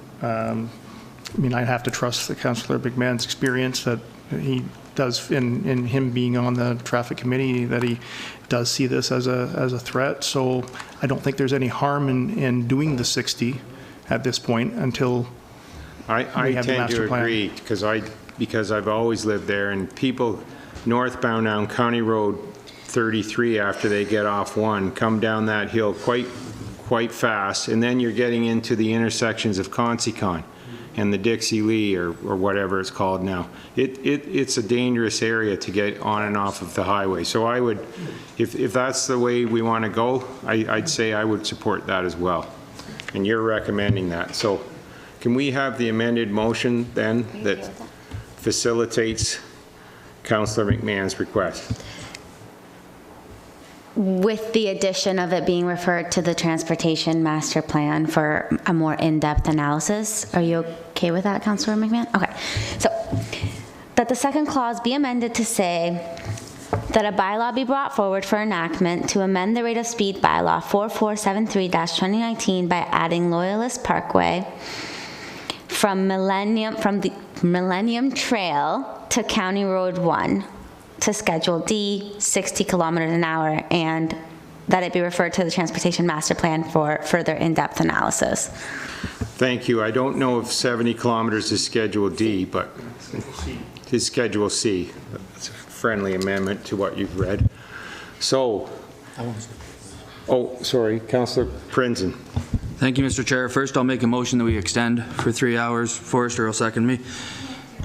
Okay. I'll do it after. So now you have it for whenever you need it. Okay. Second, I understand Councillor McMahon's concerns and thoughts. I just worry about the precedent we set if we start changing some of these recommendations because a certain person lives in an area or something like that.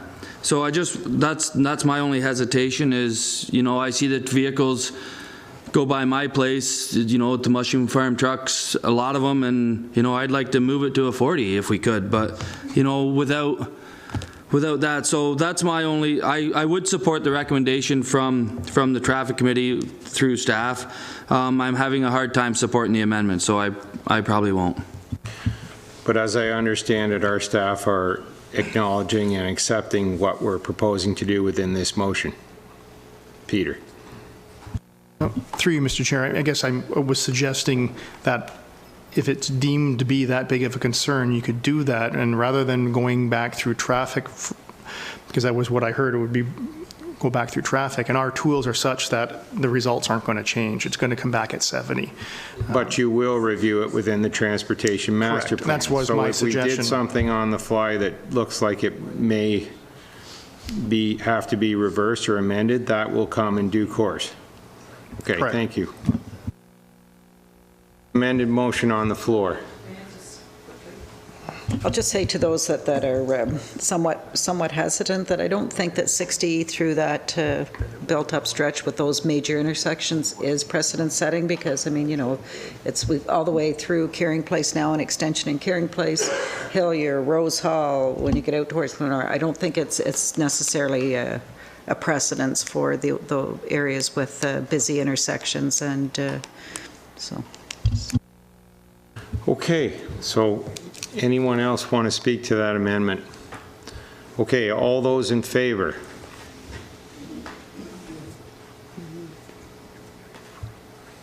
Opposed? That motion's carried. Now, does that constitute the whole motion? Okay, now we may vote on the main motion as amended. You want to speak to that? Yes, Councillor Bullock. I certainly do. We've talked, especially in planning before, about access control. And we have to realize Loyalist Parkway is one of the major north-south access roads. And here we are incrementally reducing the speed limit to 70, now 60. Eventually, we're going to choke traffic in our community. When you build on a road that's 80 and then complain that it's too fast, that's an issue for me. I'm getting a lot of that on Rednersville Road, which is turning more and more into a residential community. So what we have to do as council is balance the needs of the county and not just do knee-jerk reactions. I understand that we use software, and this is a question perhaps to staff. I noticed that on the analysis of this, we used two different guidelines. One said 70, the other said 80. That tells me we're on the cusp. Is that correct? Through you, Mr. Chair, the one that came back at 70 is the spreadsheet tool that we use, and it's through the Transportation Association of Canada. And so there's a series of parameters that you put into that, and that's because of the increased number of entrances and whatnot, that changes. So that speed came back at 70. The policy, by virtue of what kind of road it is and platform size, comes back at 80. Right. And I take it that the construction of that road supports 80.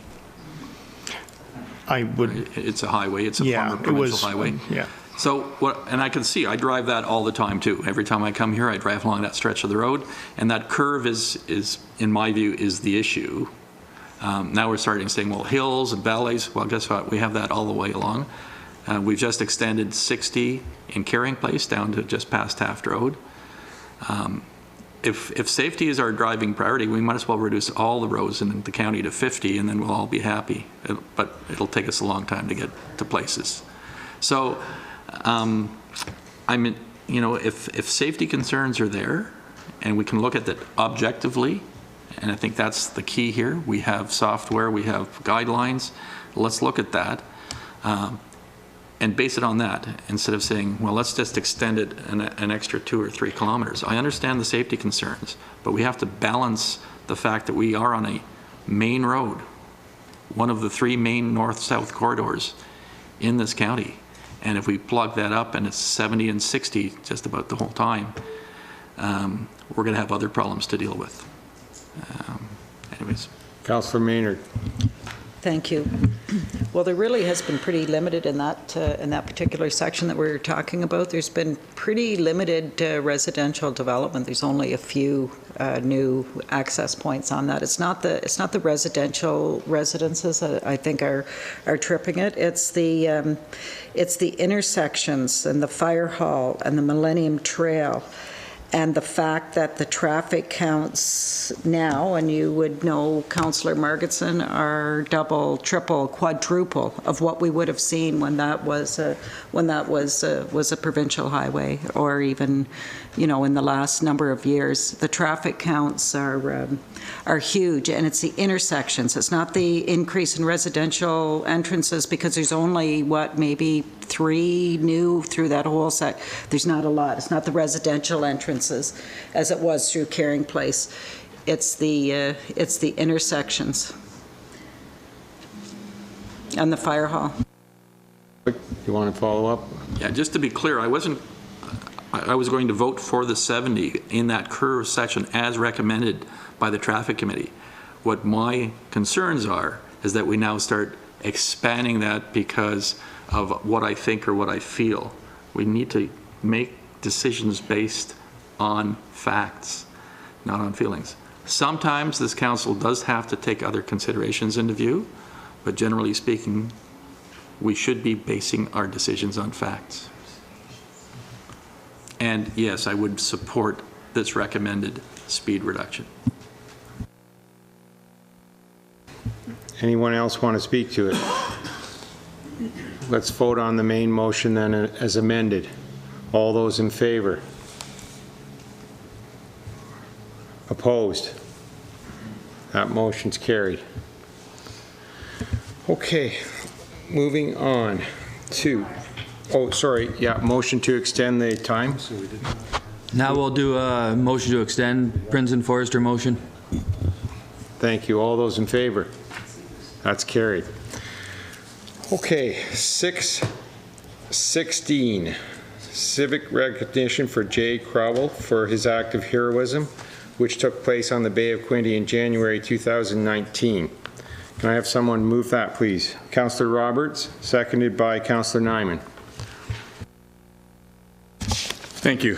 This is a Roberts-Nyman motion, whereas in January 2019, Jay Crowell is actually an S at the end. Crowell's performed an act of selflessness and bravery by rescuing 2 ice fishermen who fell through the ice on the Bay of Quinte.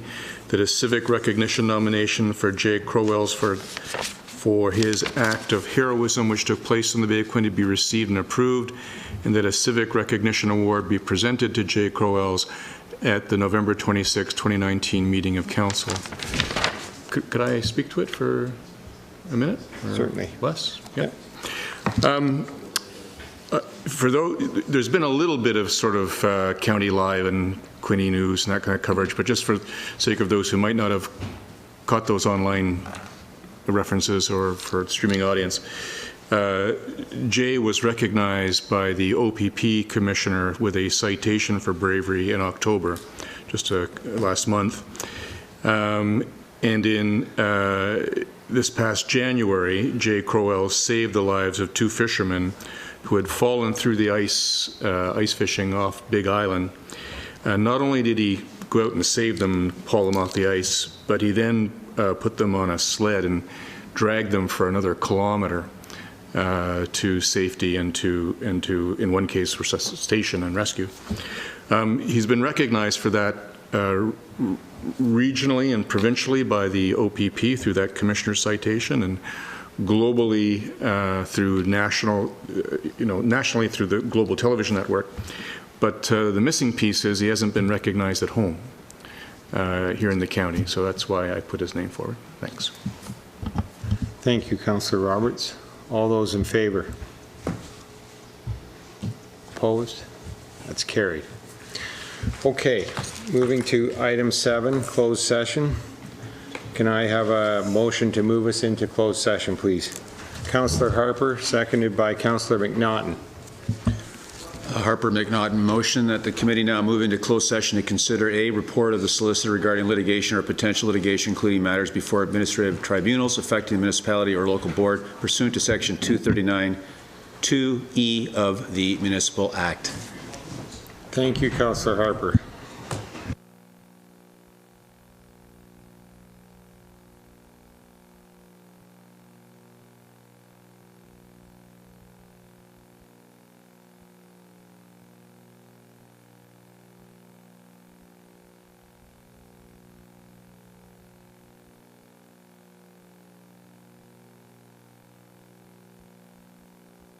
Sorry.